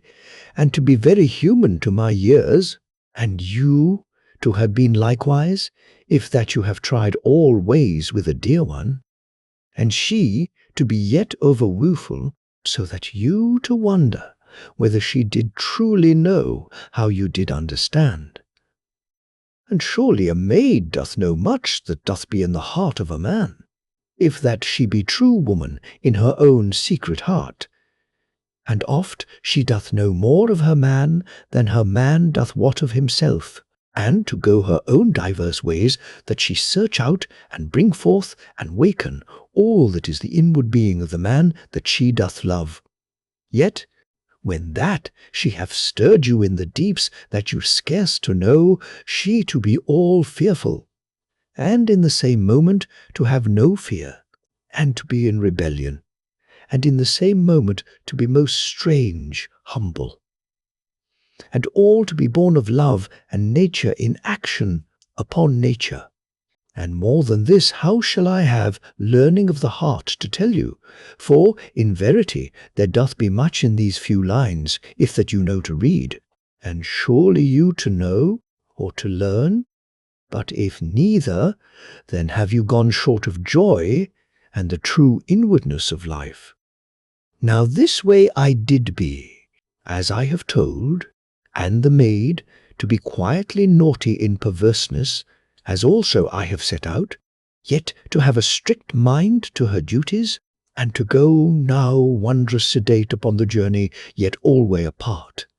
And likewise, when that the 6th hour did come, and we to our halt, as ever, she to be very speedy and nice, that the water and the tablets be ready for me, but yet to have no word, neither to eat by me, but again a little apart, and not to share the water, but to make a brewing to herself, when that I had done. And likewise, the maid held not up her tablets to be kissed, as alway, but eat them, quiet and meditative, and with little nibblings, as that she did ponder upon other matters, or mayhap to be not hungry. And these things I saw, as we eat and drank in a silence, and I to look at the maid, somewise sad in the heart, and something stirred, and I to say to myself wisely, yet as a young man, that she did not yet be taught sufficient, that I was her master, and this you to perceive, and she never to seem to look at me, but to be quiet and demure, and to have her eyelids something down upon her eyes. Now, presently, as I thought upon the matter, I saw that I do well, that I take no heed of mine own, but to let her to come to a natural end of this naughtiness, that did be, in the same time, both pretty and a little foolish, so that in half I condemned it, and in half I was stirred, and alway I loved the maid very dear, and had a good understanding, and there to be also an interest in my heart at this new side that she did be showing, and also she to stir me odd, whiles unto masterfulness, and so you to know pretty well how it did be with me in the matter. Now surely I found this plan, that I attend not to the maid, to have something of success. For I knew presently that she did look upward at me, slyly, from under her pretty eyelashes, and after, to be demure in a moment, and this to go forward for a while, yet I to show no heed. And in a while I saw that she gave attention to her garments, in the way of nattiness, and afterward she took down her hair, and made it up then very loose and pretty upon her head, so that she did be very lovely, and to tempt mine eyes that they look alway at her. But indeed I did make, as that I had no heed, that the maid did shape her hair different upon her head, and she very soon then to speak, and to have the lesser gear together, and to make that she attract me. But truly I was very nice with her, yet to keep her now a little off from me in the spirit, and so to teach her that wise, that she was somewhat of a dear naughty maid, but also, as I do think, I was this way, because that in part I would tease her, in great love of her prettiness and her makings up to me, and so maybe even that I make her to be the more defying of me. And this to be as that I also lacked somewhat of reason, for I did strangely that I think that she need to be whipped, and in the same time that I go to make her the more deserving of the same. Yet this to be the truth, as I know it, and surely to be the natural waywardness of love. But yet there did be also in the backward part of my wisdom an intent that I be wise and careful with mine own, and I surely to have no full realizings that I did be like to set her further unto perverseness than yet she did be. Now, after that I'd shown well that I lacked to heed the maid, I found that I did be looking oft at her, and she to be so dear and pretty, and to be all hushed, that truly I could not bear that I be longer silent to her advancements. And I ceased then from pretending, and would have had her into mine arms, but she to be now in sweet dignity, and to keep me off with very sober graces. And because of this, I to feel some way that I did be some way in blame, and surely, now that I consider it, I can see that I was something acted upon, even as had been the maid, and so we two to be, and a most human pair, as you to say, and somewhat both alack. But indeed, we did be very wholesome, and in utter love each of the other, and mayhap both then to perceive something of the sweet foolishness within us, that did be as yeast a work in us. For I thought that Nani did smile a little to herself. But surely this clear seeing to be but for an odd time, and afterward we each again to earnestness in our way with the other, but alway, even when we did make to show indifference, we to be something troubled inwardly with sweet flashings of our bewildered natures. Now, though I have shown you that I to know that I did be not utter free of this most strange and natural foolishness, yet you to perceive that I tell this only, that I have utter truth of all things that did happen, for, in verity, because that I was something subtly touched this way at whiles, yet was this no full excusing of the maid, though, in the same moment, you to perceive that there did be only the half of me to think that she did need to be excused, for, in truth, mine understanding went alway, in the main, with the workings of her nature, and had a natural sympathy with her dear whimsies, but also, as you to know, I, to be stirred constant in my manhood by her naughty defyings, and to be troubled in my natural sense, when that her whimsies made her to act that she be likely to come unto aught of harm. And surely now you to see all the way of my heart, and to have understanding in things that do follow. And alway you shall mind that I did love her utter, and to crave alway that I be a shield unto her, though truly there doth be, mayhap, somewhat in me that doth act to make me a little stern seeming in my love, but yet not oft so, as you do know, that have gone with me in all my tellings. Now, we went then upon our journey, and the maid to be somewhat before me, and offward to the side, upon my right, and to have no speech with me, but to make a good pace, and to be very dear and graceful as she went. And now we did pass this thing of strangeness. And now that, and these I did point out to her, and made some telling concerning the same, having the memory of mine outward way, and how that I did see these things then, when that I was all in suffering of so lonesome a doubt. And she to hark alway very intent, and to move her head nice and intelligent, to show that she heard me. And once I saw that she looked sudden at me with a dear light in her eyes. But this to be done in a moment, and she to be again silent seeming,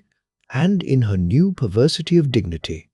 And surely she did seem so utter sweet in this new way of naughtiness, but yet I did think, odd whiles, that I should like to shake her unto dear humbleness and her usual way.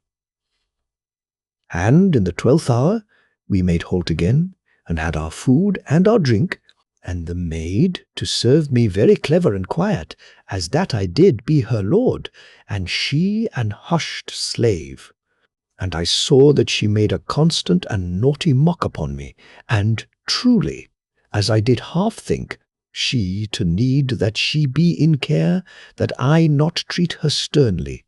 as shall a slave master, and to give her that which she did ask for so mute and impudent. But alway she did stir me mightily to have her to mine arms, and to love her very dear. And presently we did be again to our way, and to be yet silent,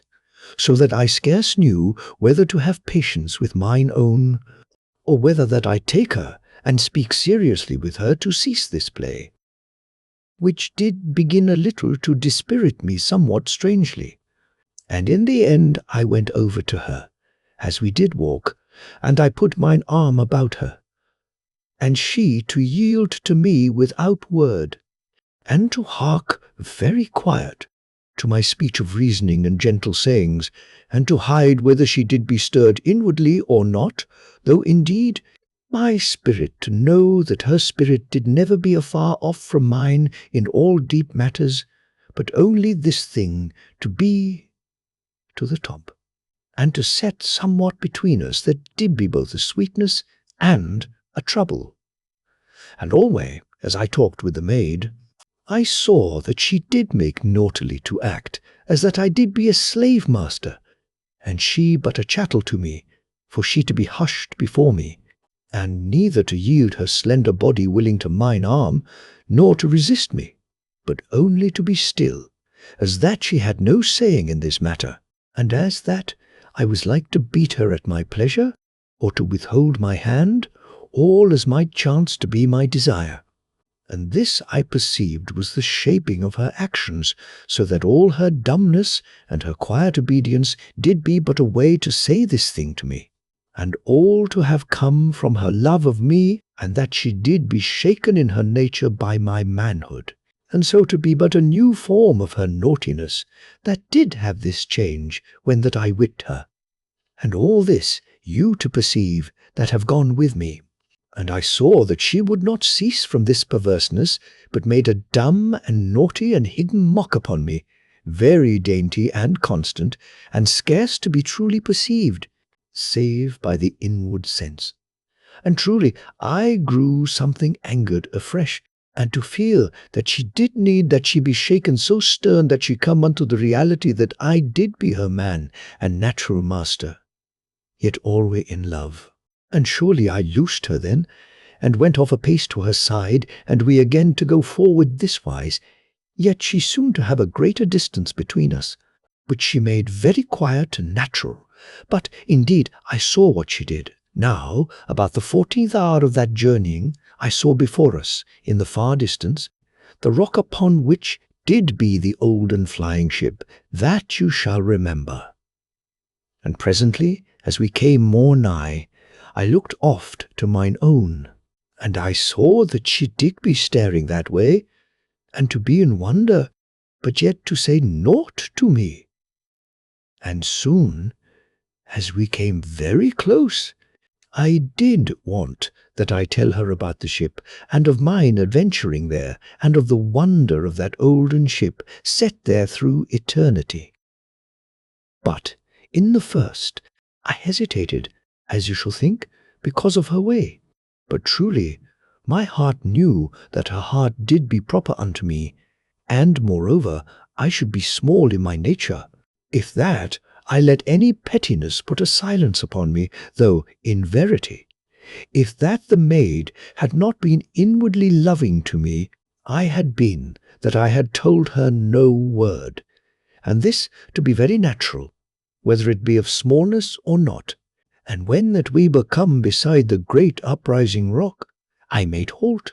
and the maid to halt with me, and I showed her how that the thing upon the rock did be an olden flying ship from the mighty pyramid. And in the first she asked no questions, but did be quiet, and but to show with little noddings that she did be greatly interest. And I to show to her how that this olden ship did be there, mayhap 100,000 years, and to have been there, as it did seem to us that were of that age, since the beginnings of the world, though, in verity, our two spirits did know that the beginnings of that age did be truly the ending of this, as you also to know. And much I told mine own, and afterward concerning the two humped men that did come after me, and she alway to be silent, until that I spoke of the fight, but then to come round upon me very swift, and with a dear light in her eyes, and had asked, before she did what, whether they did hurt me. And surely this to have been the first thing of her olden sweet naturalness that she did say for a great while, and I to be so in delight that I had her into mine arms, and kissed her very loving, all in a moment, and she to submit with a nice gladness, and to nestle unto me, and all unwitting that she did be gone from her waywardness. Yet, in verity, she did be a naughty maid, for she minded in an instant that she did forget her pose unto me, and lo, her lips did be no more to search unto mine, but to be as that they did be kissed only of my will, and she to have no more live nestling unto me, but only to be quiet in mine arms. And I looked into her face, and her lids to be down somewhat over her pretty eyes, and she did look very hushed and demure, so that truly I knew not whether to shake her or again to kiss her. But in the end I loosed her, and made then that we go forward. Yet, indeed, she did rather stay a while, to hark further concerning the olden ship, and of mine adventurings. But she did then to mind that she obey as a slave shall obey, and truly I did punish her, in that I told her no more, but went forward at a good pace, and had some natural wonder how that I deal with such a maid, if that I spare to shake her. And surely I thought then again that I leave her be, and so to have her presently again to her old and natural way. Now, in a while, I lifted the maid into mine arms, that I carry her, as ever, through the last part of each journey, and so to have her never overtired for the morrow, and she for a moment to resist, but instantly to give unto me, and to lie quiet in mine arms, as that she had no saying in aught that did be done, but must alway obey. And indeed, you to see how dearly perverse she did be. And I went on then through 4 hours from that time, and looked oft upon every side, and walked quietly. For truly we were come now into a part of the country where I did feel that there might be near some of the humped men. But I saw nowhere anything to put me in dread. And alway as we journeyed, there did seem a great stillness in all the country near about, and afar off the low mutter of the great fire hills in this place and that, and a drowse as of life and warmth about us, and everywhere the air very rich and plentiful. And presently, when that we did be come down from that high place where did be set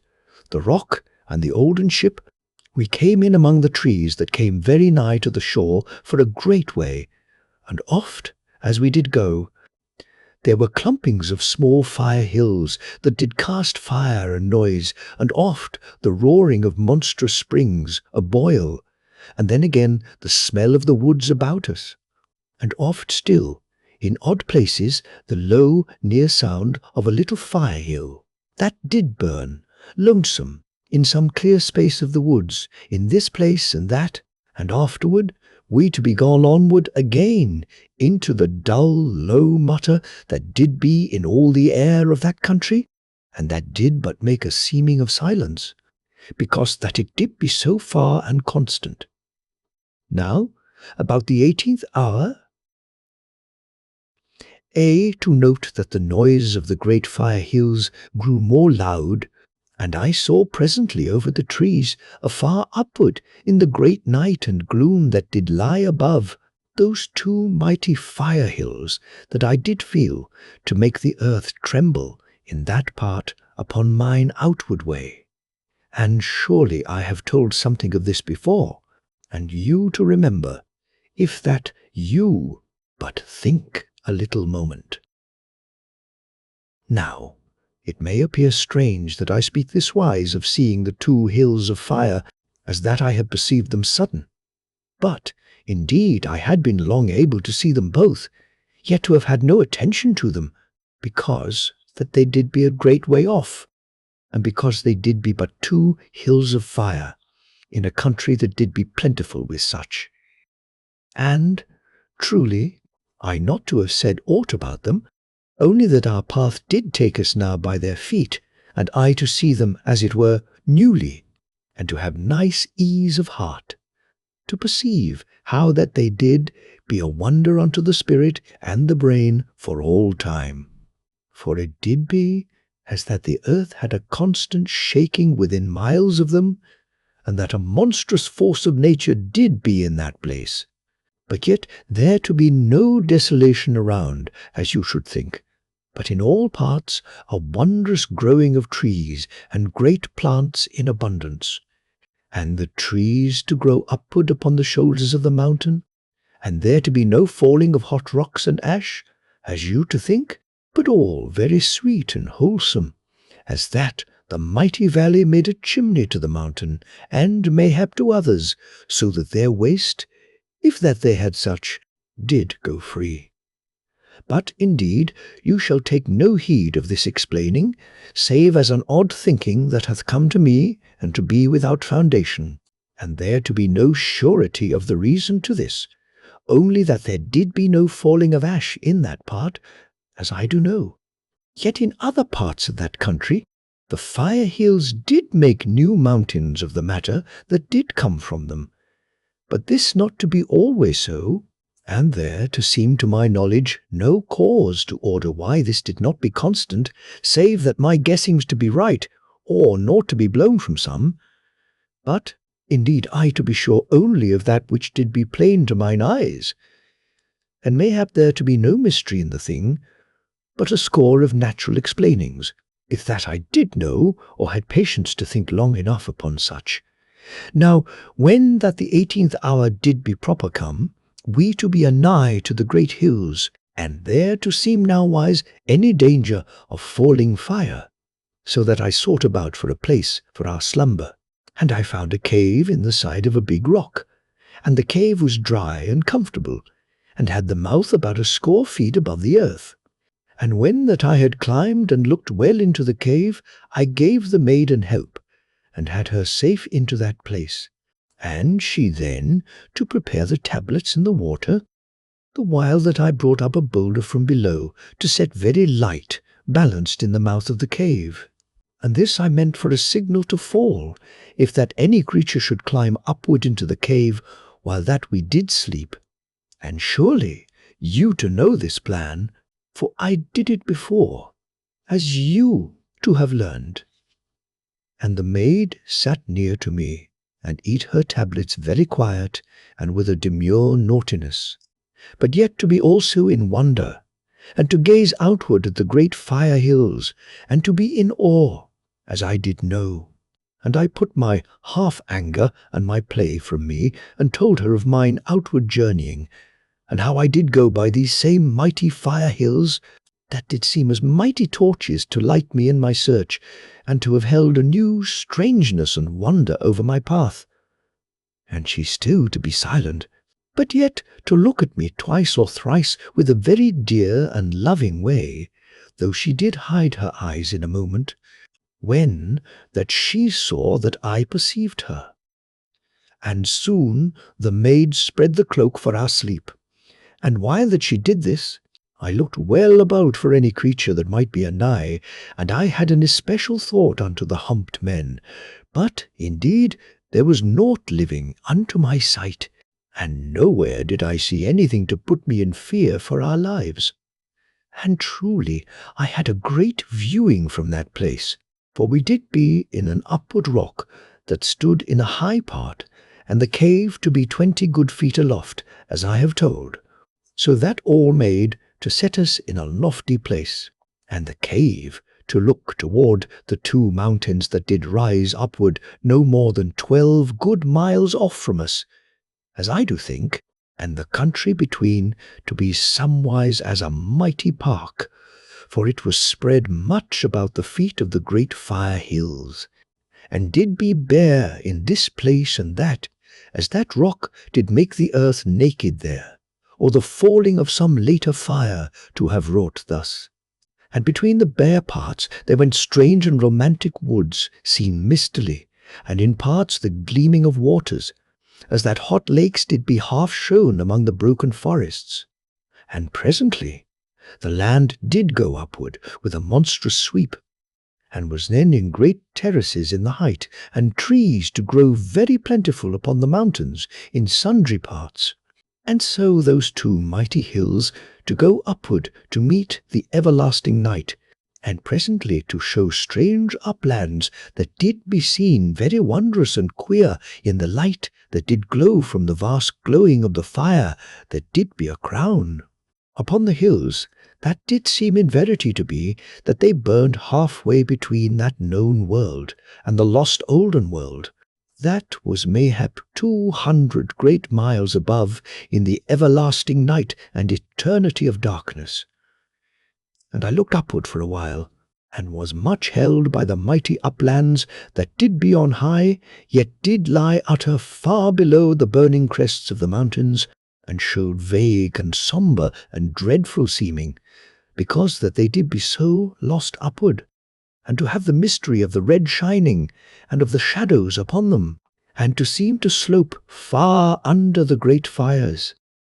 but yet to be a place where no life should ever come, because that they did be so monstrous a way upward beyond the great shoulders of the hills, the which did be themselves a huge way up. And truly, I should give you somewhat of the affecting of those grim and unknown uplands, if that I said they did seem to my fancy to be a place where a sorrowful thing might wander, lost forever. But why I to think this thing? How shall I say? And do tell it to you, only because that it doth seem to hold in the thought the grimness and utter desolation of those high and lonesome lands. And by this I was done looking, and turned me about, and so did find that mine own did stand silent, and waited that I come to my slumber. And surely I looked at her, but she did have her lids something downward when that she saw me turn, and so in the end I said naught, but went to my sleep, and had the discus very handy, as ever, beside me. And I then to know that mine own did lie down beside me to my back, as alway, and this to gladden me, as you shall think, for I perceived afresh how thin did be the crust of her naughtiness, and I to be always stirred and touched in the heart by her loving naturalness, that did need alway that she be near to me, save when she did play this naughtiness upon me along the way. And I saw that she had no mind to be perverse, whilst that I did slumber, but must now be nigh unto me, and quietly loving, though nowise truly ceased from her naughty acting, that I did be as an hard slave master, because that I had whipped her, yet she to have somewhat a truce with me, as my heart did know. But, indeed, she not to kiss me good night upon the mouth, in her dear usual and sober fashion. And surely I did lie a while, and pondered upon the maid and upon all her ways, and I perceived that she kissed me not, only because that she did not be able to break utter from her perverseness that did come from the stirring of her nature. And truly I did love her, and was half-minded that I turn about to her and take her a moment into mine arms, but yet to abide from this, because that I was set, that I wait a while, and to bring her to me this wise mayhaps. And presently I knew that the maid kissed mine armour, very quiet and shy, because that she must kiss me, yet to be intent that I have no knowledge of this pretty act. But, indeed, I did know in all my being, and did be newly tender unto her, yet to say naught, and to wait. And thus I knew presently that her breathing did go easy, so that I perceived that she was all content and gone over unto slumber, somewise as a little child that doth be weary and doth sleep without care, and with happy assurance. And in verity, did a man ever to have so sweet and gentle a maid that did be in the same time so troublous and perverse? And I to lie yet a while, and to note the constant tremble and shake of the rock that did be under us, and this to be alway thus as I did lie, and to be the more plain, because that I did be quiet in thought, And this, as I conceived, did come from the earth-shaking that was made by the inward fire of the world, the which did make a vague trouble in all that part of the land. And then in a little I was gone over into sleep, and waked not for 7 good hours, and then to hear the fizzing of the water, very brisk and cheerful. And so to have mine eyes open in a moment, and to know by my timekeeper or dial,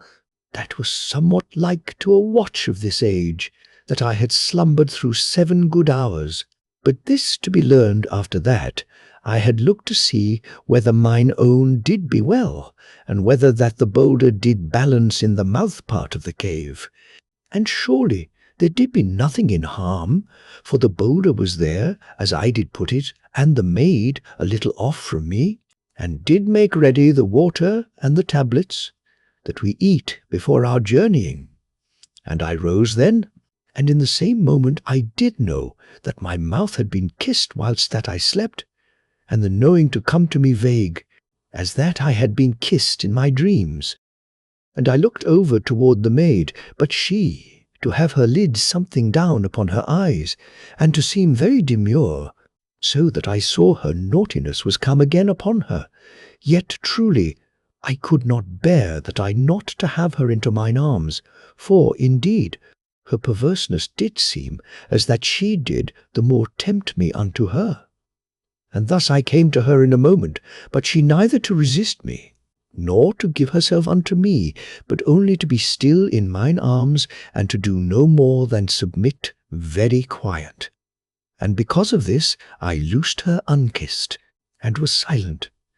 and a little to be angered, even whilst that my heart perceived the way of the working of her heart. Yet truly I ached now that she come back to her dear natural fashion. And I eat my tablets, and drank some of the water, and the maid to do likewise. And afterward I look well from the mouth of the cave, but did nowhere see aught to put me in trouble for our safety, though, truly, as presently I saw, there went an herd of strange creatures afar off in the northwestward part, which did be that way of the country, beyond the feet of the mountains, toward the inland. Now, when that I was something assured of the safeness of the way, I gat the discourse to my hip, and the maid to have the scrip and the pouch ready to my back, and her bundle to her hand, and so all to be ready. And I went downward from the cave, when that I was girt, and gave aid to mine own, and so to be soon upon the journey.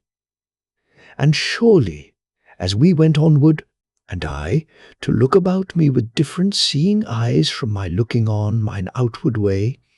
aye, to see how wondrous this part of the land did be, and how that it did be truly like a great and wondrous park, that did be made of the skill and labour of godlike things. And truly this to show my feeling, as I looked all ways. And all that part did be bred of the inward forces of the world, and did be burned clear in this place, and upheaved in that, and made to an hot lake in another part, and odd whiles there to go a great steam fountain, that did whistle a lonely song forever. And anon there to be a small wood, and again a wood, and oft the quietness of great and strange trees that did stand alone. And here,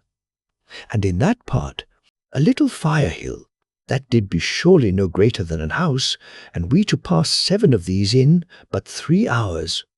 and 2 to glow very steadfast, and to make no vigour of burning, but the 5 others did burn very strong, and sent out a smoke and ash, and made a small desolation all about them. And of these 5 there did be one that cast stones oft and again, so that they went upward with a strange loud noise, and fell in this place and that, all about, so that we came downward more nigh to the shore, that we be a good way off. And here, as I do mind, there was a strangeness, in that there did be many trees that had stones set in the branches, and this to be plainly the work of the little fire hill. And I to think it,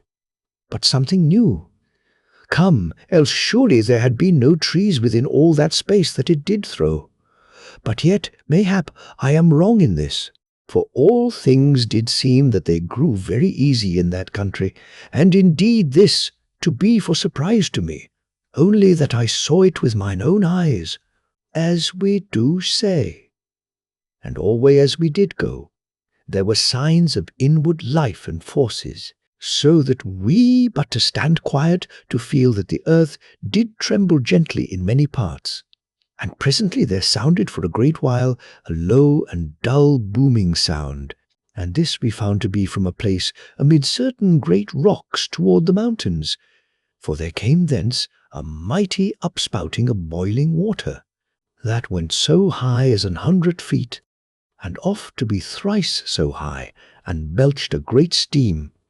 And there went up in the jet of the water a great rock, that was so big as an house, and did dance and play in the might of the water, as that it had been no more than a thing very light and easy. And when that the water fell, as it did oft, the rock to go downward with the dull booming that we did hear. And I minded how that I had heard the booming upon mine outward way,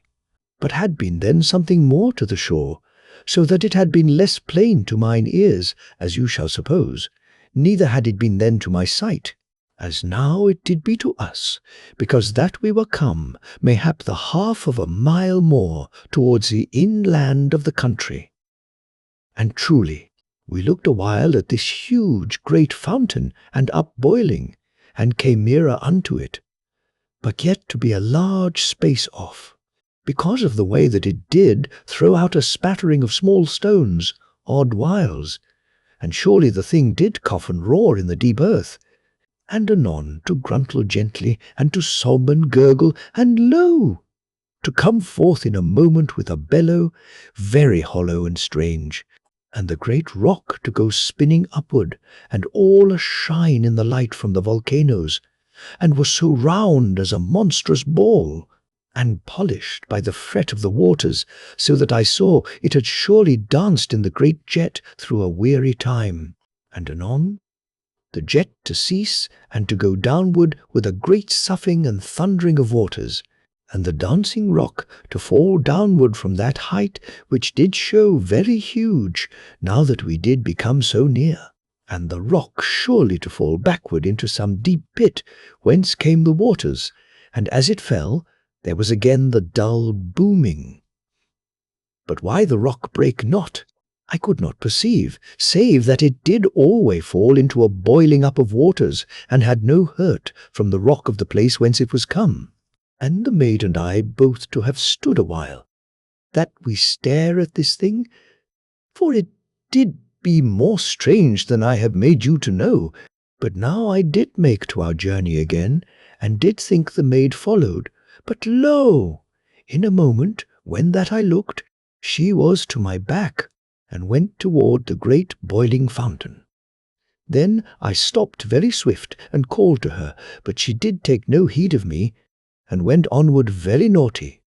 unto the danger of the great boil of the jet, and the constant flying out of the stones, that you do know. Now, even as I stood and looked, the maid drew nigh to the place where the water did thunder, and the jet in that moment to bellow, so that I knew it came upward again, and I ran then after the maid, and she to see me, and began likewise to run from me toward the monstrous fountain, and surely I did think that I had done well, if that I had whipped or beat her proper before this time,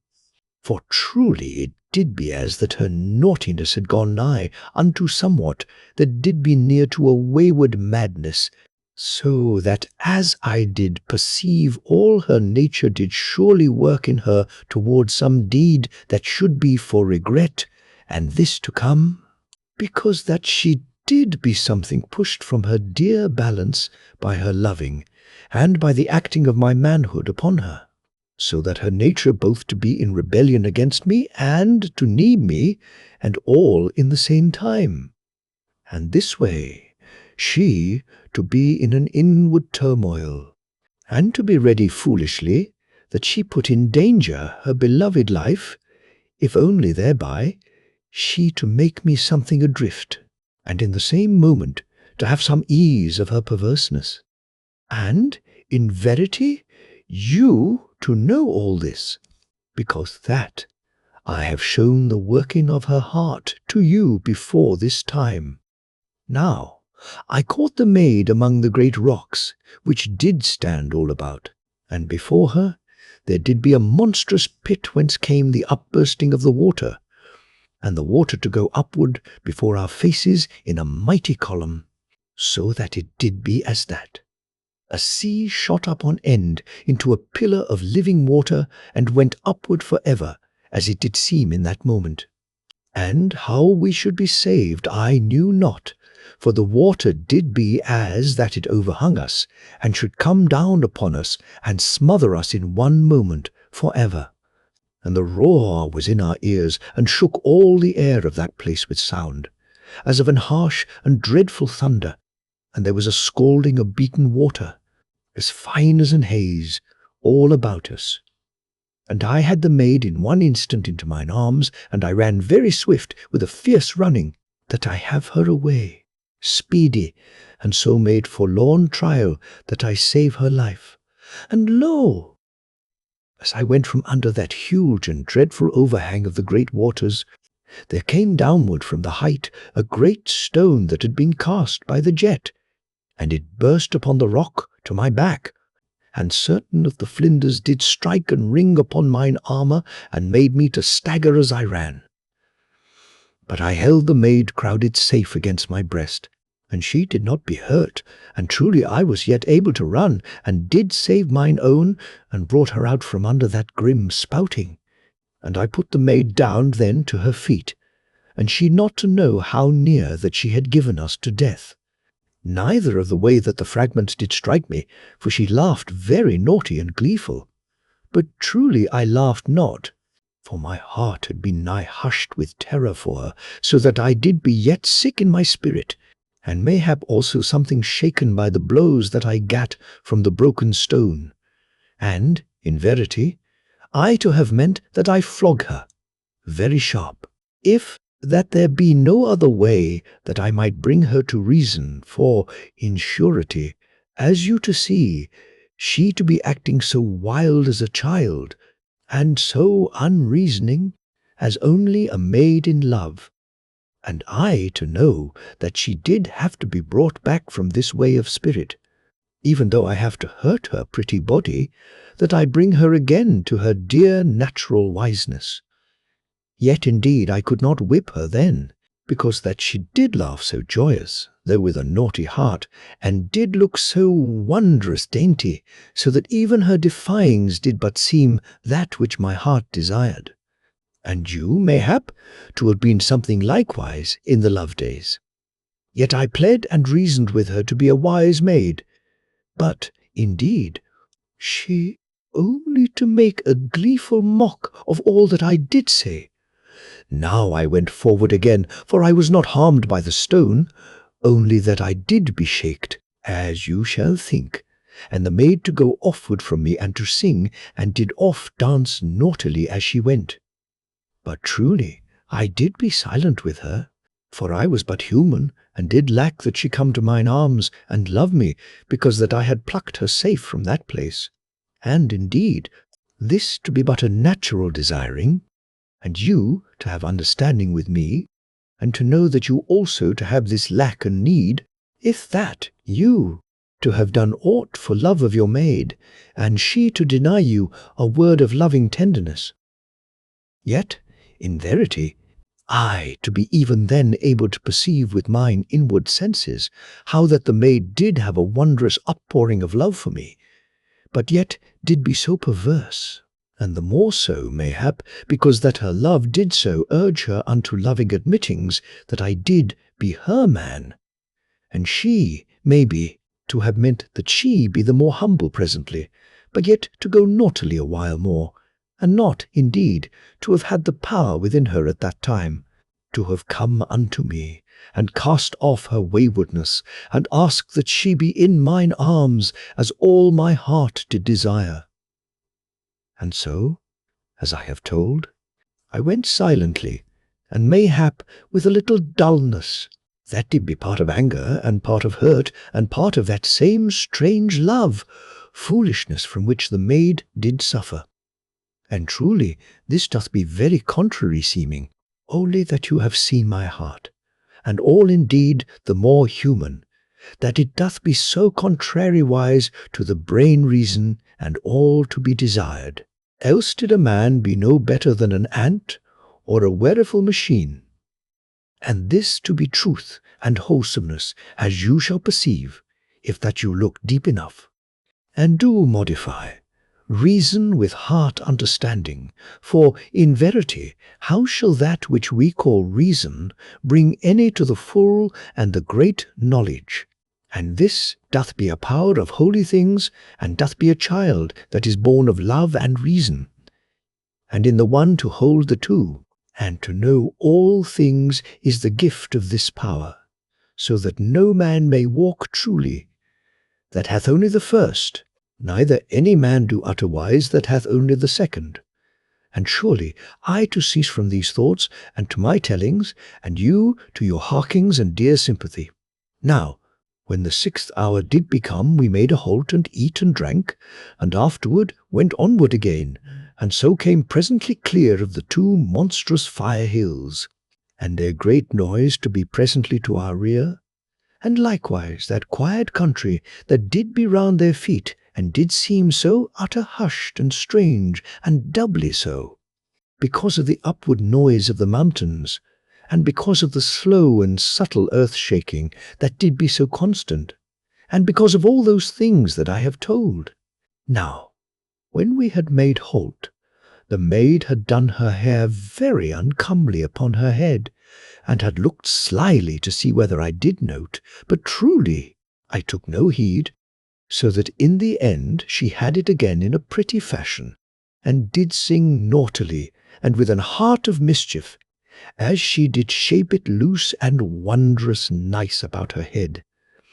And I still to have no word for her, neither to show that I did watch her with love, and somewise a quaint pleasure of her perverseness, even whilst that I did strive by silence and an aloofness that I bring her to my side, as she did be in the first days, for truly I did ache that she be near unto me, and to cease from her waywardness that did put a distance of spirit between us, as you to perceive. And so we did go forward again, as I have told, and the maid did strive that she make me to give attention to her naughtiness, for she did walk alway offward from me, and did sing aloud. And truly they did be songs strange unto me, but yet to be of love, and much as the songs of this age, for truly there doth be but one song upon all the earth, and she but to sing it in divers ways. And she did oft to make little glancing toward me, and did pout very pretty, and in a moment come something toward me, as that she did be humble, and would be forgiven, but all to be in a naughty mockery, so that in verity I looked not at her, save odd whiles, but did go forward alway, and made as that I had no heed of her doings. And surely this did presently to stir her to a new defying, and to a pretty anger, for she did sing other songs of impudence, that she did fit very clever about me, and this way to have a constant impertinence.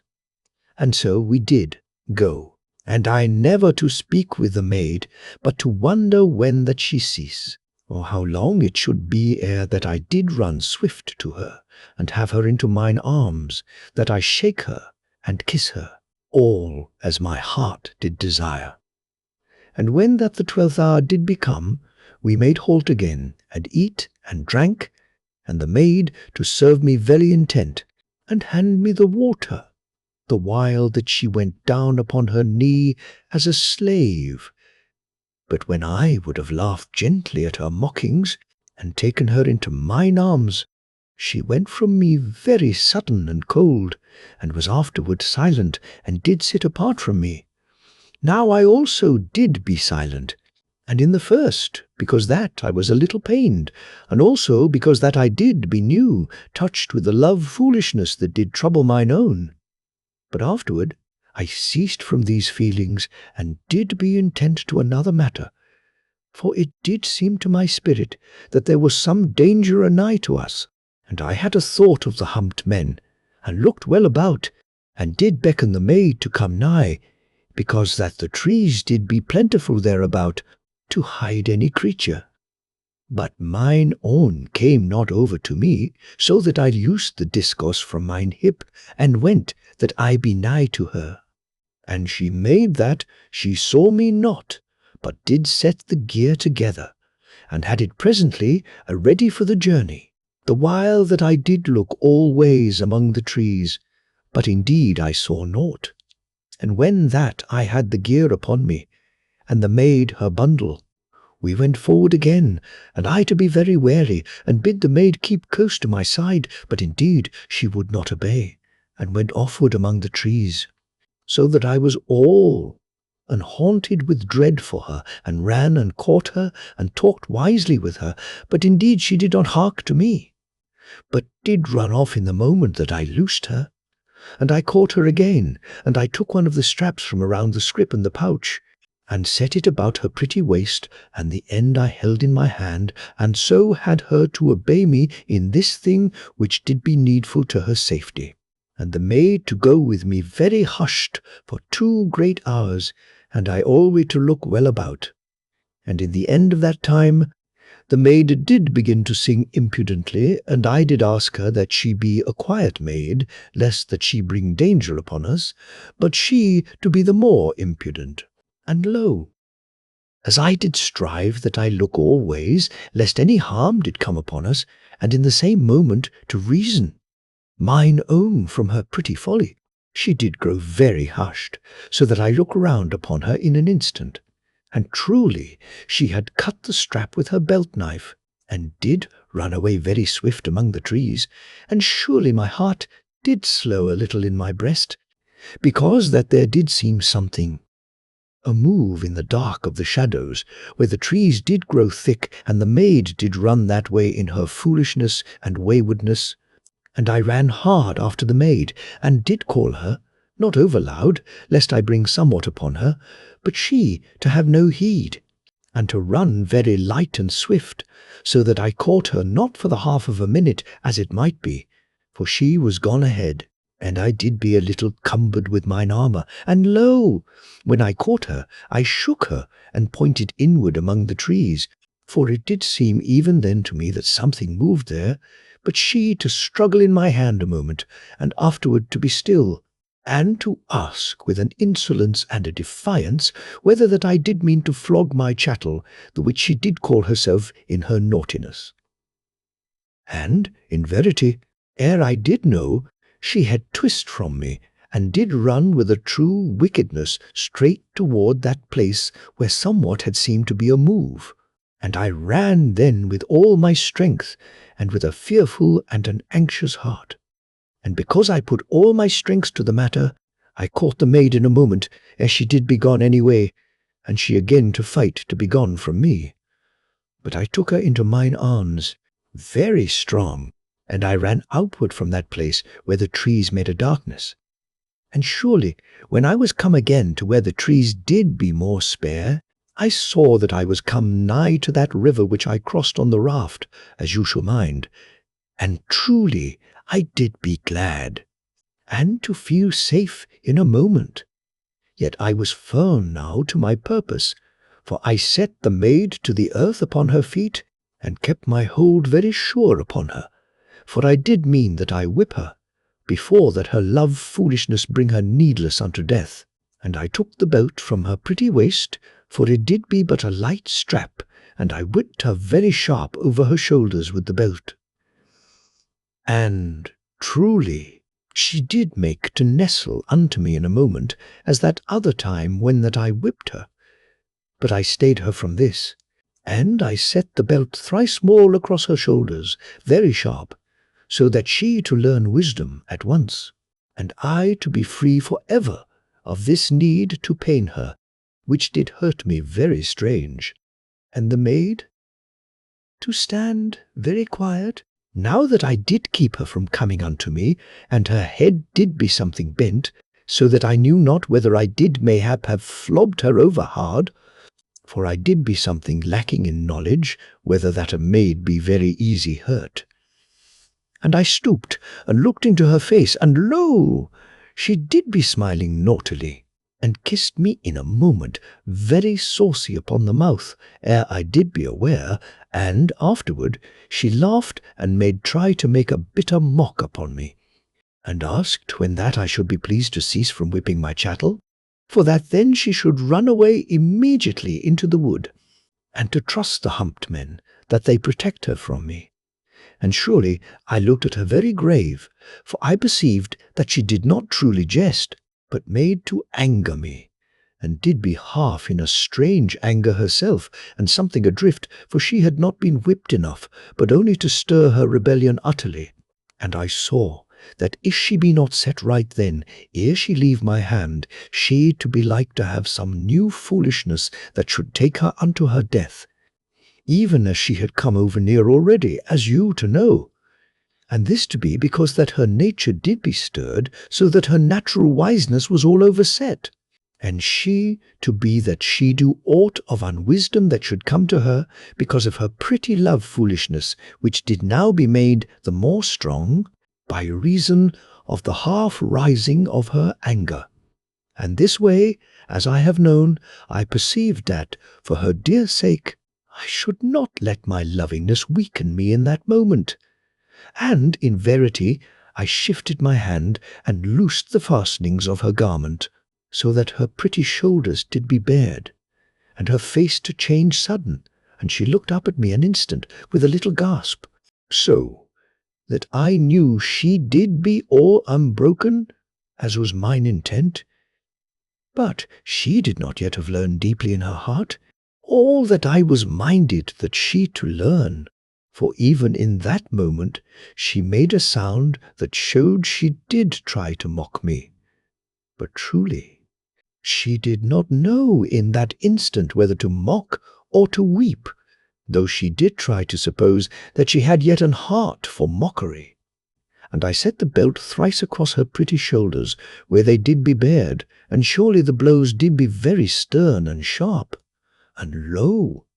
in one moment mine own broke into an utter weeping, so that I took her instant into mine arms, and did hold her strong and gentle against mine armour, and she to be as a child in mine arms, and did sob very strange and bitter, as that she did be all undone in the heart. And presently she did be quiet in mine arms, though I to feel how she did yet tremble, and she did cling tight unto me, and her face to be against mine armour. And afterward, when that she had ceased to tremble, I kissed her, and surely her mouth did be very humble, and her lids to be downward, and she to be something pale, and she then to be a while more in mine arms, very quiet, and so to come unto her dear self. And lo! presently she to want to kiss me of her own accord, and she put up her lips, very sweet, and as a loving maid, that I kiss her. And surely I kissed her with an humble and a masterful love, and a strange pain to be about my heart, as you shall suppose, but yet my heart and my reason both to approve mine action, and the maid to be but the more mine own, and to have come again to her dear natural wisdom. Yet, as you shall know, there to be for a long while a strange and mixed pain in my bosom, both dreadful and tender, because that I had been so stern with mine own maid, so that even while that my heart and my reason did approve me, my heart to make somewhat of reproach, and this to have been some ways of foolishness, but yet human of our nature, and an wholesome trouble to the spirit, if that this troubling be not allowed to shape our actions to any harmful weakness. Now, in a while, the maid did come to composedness, and to be very gentle and sweetly natural, and she made presently that she would have me to loose her, and afterward she turned her back to me, even as a dear child, that I fasten her garment again upon the shoulders. And she did be both shy and glad, and humble, and in dainty pride of submission, and utter, mine own. And surely, as I did this thing for her, I perceived that she looked with a great shyness at the belt, which did be yet in my hand. And when that I had made an end of fastening her garment, she did nestle unto me for a while, and afterward stood away, and made shyly to show me that I put her belt again about her pretty waist. And I saw that she did be somewhat alack, yet that she touched the belt, because that I had whipped her with it. And truly to perceive how her heart did be in this matter. But if you're not to know, then how shall I to tell you? And do but bid you ask your own maid, though in verity she to be like that, she but laugh at you, and leave you so wise as you be now. For the way of the heart of a maid doth be most hid to the maid, and she but to know the desire, and to lack the ending. But truly she doth know when that a man shall set the truth of her heart before her. Now, when I had buckled the belt very nice again about mine own, we went backward a space, until that we found the bundle, which she had dropped, when that she ran off from me. And I saw also the portion of the strap, which she cut, and so all to be found. And we went then at a good speed toward the river, for I was still minded regarding the seeming of movement which there had been among the trees, and very wishful that we have a raft made with haste, so that we might come to the little island where I did sleep before upon the outward way, as you shall remember. And I thought to have our slumber again in that place, and to make that day's journeying something short, because that the island was near, and a good and safe place for our sleeping. And I told the maid concerning the island, and she to be in great delight and interest, because that it did be one of those halts of mine outward going, and did be all eager as a child. When that I said we should truly have need of a raft to come to the island. And we came downward to the shore of the river, and, indeed, there did be those two same trees that had been my raft, there upon the shore of that place. And I showed these to mine own, and truly she did nigh to weep upon them, because of her dear emotions and love, and did cut a small branch therefrom with her belt knife, and put the branch where she did, put the piece of bark, and this to be for a remembrance, and an after delight and pondering. Now we looked well in all parts, that we find some other small tree that should be fallen. And the maid did climb a rock that did be near, with a flat top, so that she might search out around. And presently she cried out to me that there did be a tree to our purpose, and but 100 paces away, and she to go with me to show me, and to aid, if need be. But indeed I carried the tree very easy, and had it with the others. And afterward we went about again for branches, and these I cut from live trees, using the discos with care and wiseness. And with these branches to be for cross pieces, and our belts, and the straps for binders, I set the trees together into a raft, and made it pretty good for our need, and so that no monstrous thing in the river should have chance to snap upward between the trees at my dear one. And when the raft was done, I gat it to the water, and the maid did lend her strength, for the thing was heavy, as you shall think. And when this was done, I pushed a sharp branch downward into the shore, and I hooked a branch of the raft about this mooring, and so did be nigh ready for the voyage. But first I did need a pole to push the raft, and did wonder now where the other did be gone, that I cut upon the outward way. For I had set the pole with the 2 trees, as I did mind, having some vague thought that mayhap I should live to come that way again. And I had a little strange unease that the pole did be gone, but scarce to know that I did be troubled, yet to set me to a new haste. And I bid the maid put the scrip and the pouch and her bundle secure upon the raft. And in that time I looked well about for a sapling tree that should do my purpose, and I saw that there grew an odd one a little to the side of the flat-topped rock that the maid had looked from, and whilst that I cut it, the maid did come to watch, and made pretty chatter in the time that I trimmed the branches away. And lo! Whilst that I did be part, divided in mine attention between her dear talk and my work, and an haste that did be born of that little unease that was come upon me, my spirit to seem to be aware that there came a danger anigh to us, and the maid to have this same knowing, for she ceased her speech, and looked at me with somewhat of trouble. And lo! In that moment, as I balanced the pole in my hands, there came the noise of a sudden bounding to our backward part where the trees did grow something anigh, and I turned instant and looked, and behold, there did be upon us an humped man, very lumpish and mighty, and he stretched out his hands and ran at me.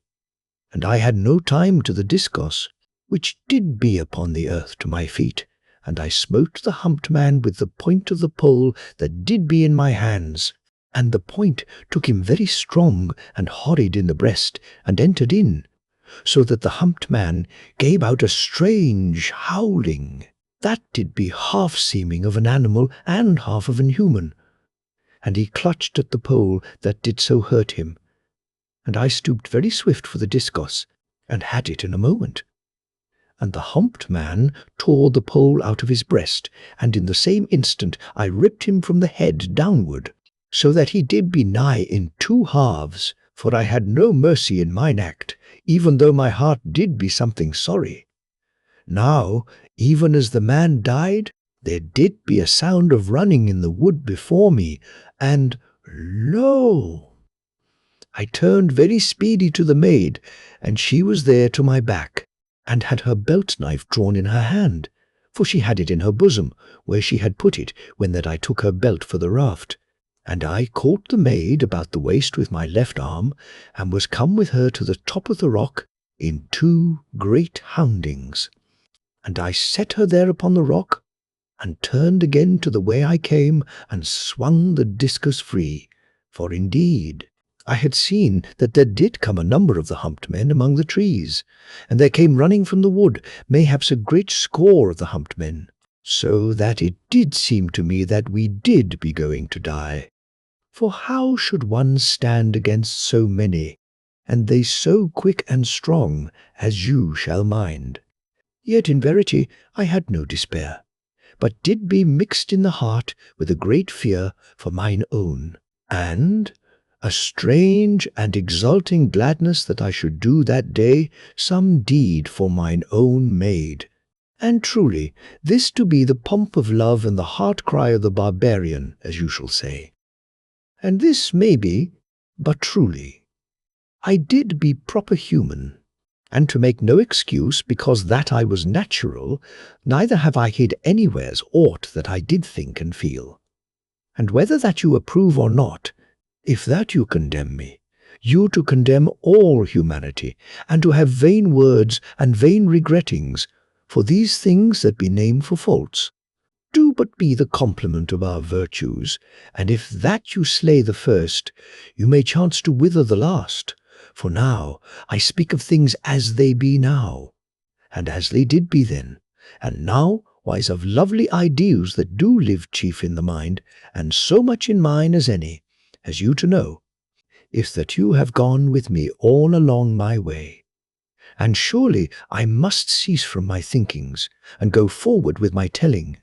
For the humped men did come forward at a wondrous quick run, and did swarm upward onto the rock, as that they did be panthers, and they made no outcry, but came silent to the killing. And I saw that they did be something smaller than he that I had but then slain. And, in verity, I did be all knit in that moment with speed and cleverness, for I split the heads of 3 with but quick turns of my wrist as I did wield the discus. And I kicked the face of another in the same time with my metal boot, so that he died, for there did be all my strength and all my skill working then for our salvation. Now all this to have been done in but a few beats of the heart, as I might say, and these men to have been in the front of the attacking. Yet there did be no space to have breath, for there leaped 3 more of the men upon the rock, and one smote me with a great piece of rock that he carried, so that mine armour did seem as that it cracked, and I to be driven backward upon the maid, yet had slain one of the humped men, even in that moment. And surely, my dear, one caught me in her arms behind and steadied me, so that I fell not, and I slew the humped man with the rock, even in that moment whilst mine own held me, as he came again to strike me. And I then, to be firm again upon my feet, and did spring at the 3rd of the humped men, and surely there was no room that he should be able to avoid me, even did that be his intent. And he came at me with a great leap. And I stood strong, looking clearly to my work, and I swung the discus with both my hands. And the blow took the humped man in the middle part, and split him, whilst that he did be yet leaping. And in that instant there reached over the edge of the rock 2 of the humped men, and gat me by the feet, so that I was pulled sudden to my back very hard and bitter, and this to be done, even whilst that the body of the humped man did be yet in the air. And the body came forward over me, and did be utter dead already, and fell down upon the rock beyond me, and rolled horridly, and went over the edge of the rock, and I did be all shaken, and something bemused by the hardness of my fall, and the hands of the 2 humped men plucked me sharp to the edge of the rock, the while that I did strike vaguely to wound them, but did only chip the rock, and fortunate that I harmed not the weapon. And lo, in the moment that they had been like to have me downward to the earth into their midst, I, to make a good stroke, for I cut the shoulder of one very dreadful, so that he loosed me, and immediately I kicked very fierce with my freed foot. And surely I nigh crushed the hand of that other with my metal boot, and he likewise to cease from dragging upon me. And immediately I knew that mine own did be helping me, that I get instant to my feet again, for I was yet something dazed. And there came then a rush of the humped men up the rock, and truly it did be a glad thing for our lives that they might come up only upon but one side, for the other sides did be utter steep and smooth worn, and this to have been unto our saving, as you shall think. And I stood up to the rush of the humped men, and did smite hard at them, with a quick circling of the discus, so that the great weapon did glow and roar. And they gave back from the blaze and the sound of the discus, and surely then I ran in upon them, whilst that they did be something bewildered, and I gat the foremost man full upon the head, so that he did be dead before he did know what thing happened. Yet, in verity, this did be a dread moment to me, for the humped men leaped in at me upon every side in an instant of time, and I did be struck upon my headpiece and upon my back and breast with the stones that certain of them did carry, so that I rocked as I stood, and did near to swoon, and mine armour to be all dint and bent upon me, and I truly to seem that I had come to the time of my dying. And lo! In that moment of time there did come to my dazed sense a low and bitter cry of anguish from the maid, and this to set all my life aglow in me. And, in verity, there went a strange greyness of fury before mine eyes, and I then to fight as I did, never fight before, and I did smite, as it did seem forever. And the greyness did ease from mine eyes, and the maid did have her arms about me as I stood,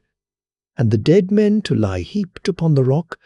and mine own to steady me, For I did be near slain, and the blood did go from me, and mine armour was all broke upon me by the smitings of the sharp stones.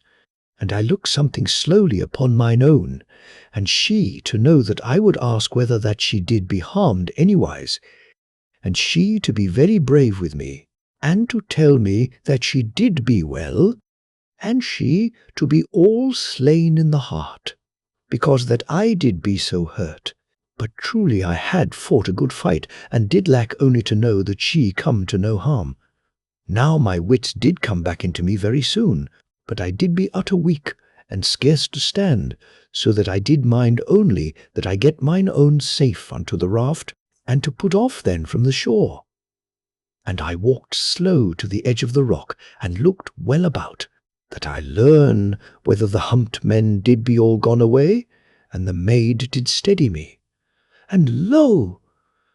there came up in that instant the last of the humped men, and they were 5, and did creep very stealthy, that they have me in surprise. And I loosed from the maid, for I saw that I must come upon them, whilst that I had any strength left in my body, and they now to leap upward unto me, so that I gat the first upon the head, and he to go backward dead. But truly I did be more weak than I knew, for I swayed upon the edge of the rock, and sudden I went downward to the earth, and did be there upon my knees, and my back to the rock. And, in verity, the humped men did come in upon me very swift, yet did they give back from the discourse, which I swung to and fro so speedy as I might, for my weakness, which did be so utter that I could nowise come to my feet to stand. And mine own came down swiftly from the rock, and ran past the humped men, and I to make that, I shout to her to go to the raft. But truly I had no voice in my body, and did be dumb and weak, and did know that I should be gone forever from mine own in a little moment, and she to have none to protect her, neither to know the way of our journey, save by reason. And behold, mine own did shout to the humped men, and I perceived that she made to draw them after her, for she ran 2 and 4, and did shout continually. But, indeed, the humped men had no heed of her, but did make alway to come at me, and surely, in that moment, one of the humped men reached me, and smote me so shrewd that sure he nigh cracked his monstrous hand upon mine armour, and did drive me backward upon the rock, and to make me bleed afresh, so that I was all in a daze, and near swooned away. And the humped man caught at the discourse, yet, in verity, he loosed it on the instant, for it did burn and shake him very sore, and immediately he smote me again, and so made to end me. And lo! in that moment the maid ran right in among the humped men, and she struck the man that strove with me, and drove her belt-knife once and again through his arm, very savage and determined. And surely the man turned upon her, and he caught her by her garments, and he ripped her 2 garments utter from her, so that they came away, and she did be free. And behold, mine utter despair for her did give me a new strength, so that I shouted to her that she run instant to the raft, and I cut the humped man in twain, and did fall back then into a part swoon against the rock. And lo! the maid ran out from the humped men, but they neither to know whether that they follow her, or that they come in upon me, and as they did pause, she to call to them, and to try that she tempt them from me toward the wood. For she had no thought of her life, but only that she free me and save me, and I too weak even to have power to command her to the raft, and she truly to have no heed to such command. Even did I thus to call again, and there I did be, half gone out from this life, and looked at her with eyes that did scarce what, save as in a dream. And lo! the humped men ceased sudden that they heed her, and the 3 that did be left came very sly unto me, and with slowness and cunning, for they wotted not whether I did be dead, or but a wait for them. And the maid perceived that they came not after her, and she let out a great cry that did be distant seeming in my dulled ears, and came back naked and running very swift. And she ran by me as death should run, white and silent, and her face set unto despair, and her eyes utter intent.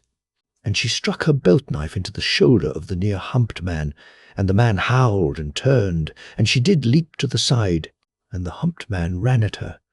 But lo! She leaped again this way and that, and utter silent, and so quick as a light doth seem to dance all ways in a moment. And the two other men did join with the first, that they catch her, and behold, she went about, and did run right away among the trees, and the three men did come after her, running very lumbersome, yet with a great speed. And the maid had the knife in her hand, and I knew that she did mean to slay herself presently, when that she could run no more. And in that moment it seemed that my heart burst, for that I should never more see mine own maid for ever. And there came some power of movement into me, and I came forward from the rock, and fell over upon my face. And I gat again to my knees, and began that I creep after the maid, and I did shout in whispers, for my voice had no more power to call. And the maid went from my sight among the trees, as a far white figure, that did run very swift, and was presently lost utter to my sight. And the humped men did go after, yet even in my weakness I perceived that two did go something clumsy, as that they had been hurt in the fight, and they to be the rearward of the chasing, but he that the maid did cut with the knife was to the fore, and did run very strong. And surely they were all gone inward of the trees with a dreadful speed, and were lost from me. And the world did become sudden, an emptiness and a great horror, and there was no sound in all the earth, as it did seem. And I knew that I was come to my feet, and did run toward the trees, and the discus did trail from mine arm by the hold buckle, and the ground did be as that it moved and shifted under me, and I not to feel where I trod, but did only peer desperate and lost among the trees. And, as I to know now, I heard my voice calling strangely, and afterward there was a thundering in mine ears, and I came downward upon my face. And I did know presently that I was alive, and there to be some dreadful terror at my heart. And surely I did remember, and sickened and gat my head from the ground. And I looked among the trees, but there did be nothing, and everywhere there did be a strange silence and a dimness of unreal seemings. And I knew that mine own was gone from me, and had surely died. And the earth did be all stained about me with my blood, and I did be utter glad, for I to need death. And I swooned again, and was lost to my pain, but did live presently to know. And there was a little strength come into me, and I gat my head up somewhat from the ground, and did peer among the trees, and my head did be too heavy, and my face came against the earth once more. And because that I could not hold up my head, I rolled my head a little, until that my cheek did be to the ground, and I to look this wise, so well as I might, but there did be nothing. And afterward I rolled my head again to the other cheek, and so to stare very weak and desperate, and not able to look proper to my front. And lo! there went something among the trees, and did show white in the gloom of the wood, and did come through the trees. And I not to believe in the first that I did truly see aught, and sudden I to know that I saw somewhat. And behold, my heart did bound in me, so that all my body did waken, for I knew that mine own maid did run slow and staggering toward me through the wood. And I did be now upon my knees and upon my hands, and did begin again to creep and to bleed, and did make little callings to mine own, that had no sounding. And mine own drew nigh, and did rock and stagger, and did strike anon against the trunks of the trees, as that she did, be gone near blind with her running. And in a moment she saw me, and that I did yet live, and did come unto her. And she made a strange and loving crying unto me, with a great gladness, and with an utter weakness. And she came running, and was lost with faintness, and did sway this way and that, stumbling, and she went sudden to the earth, and did be still. And I crept onward so speedy as I might, and the earth, to seem alway as that it moved from my hands, and to slide, and this seeming to be of my weakness, for my hands and my knees went every way, and my head to be, that it kept nodding forward very stupid to the earth. And lo! As I came anigh unto the maid, where she did lie so quiet,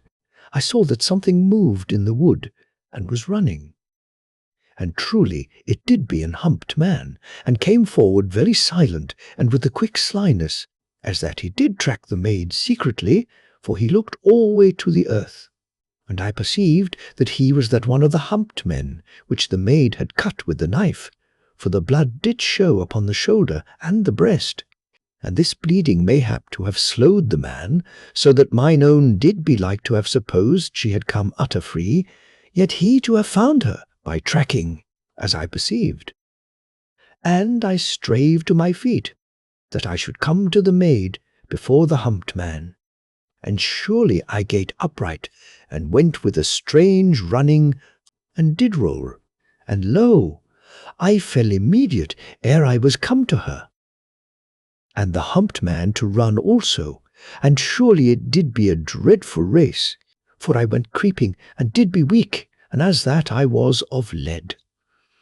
And the humped man came very swift and brutish, but I came the first to mine own maid, and I rose up at the humped man upon my knees, and I swung the discos, and the great weapon did roar in my hands, as that it did know and did live. And the humped man ran in upon me, but I smote him truly with the discos, and he ran past me all blundering, and fell and died upon his face a little way off. And lo, my wounds had brake out into a great bleeding, and my head did roll upon my shoulders.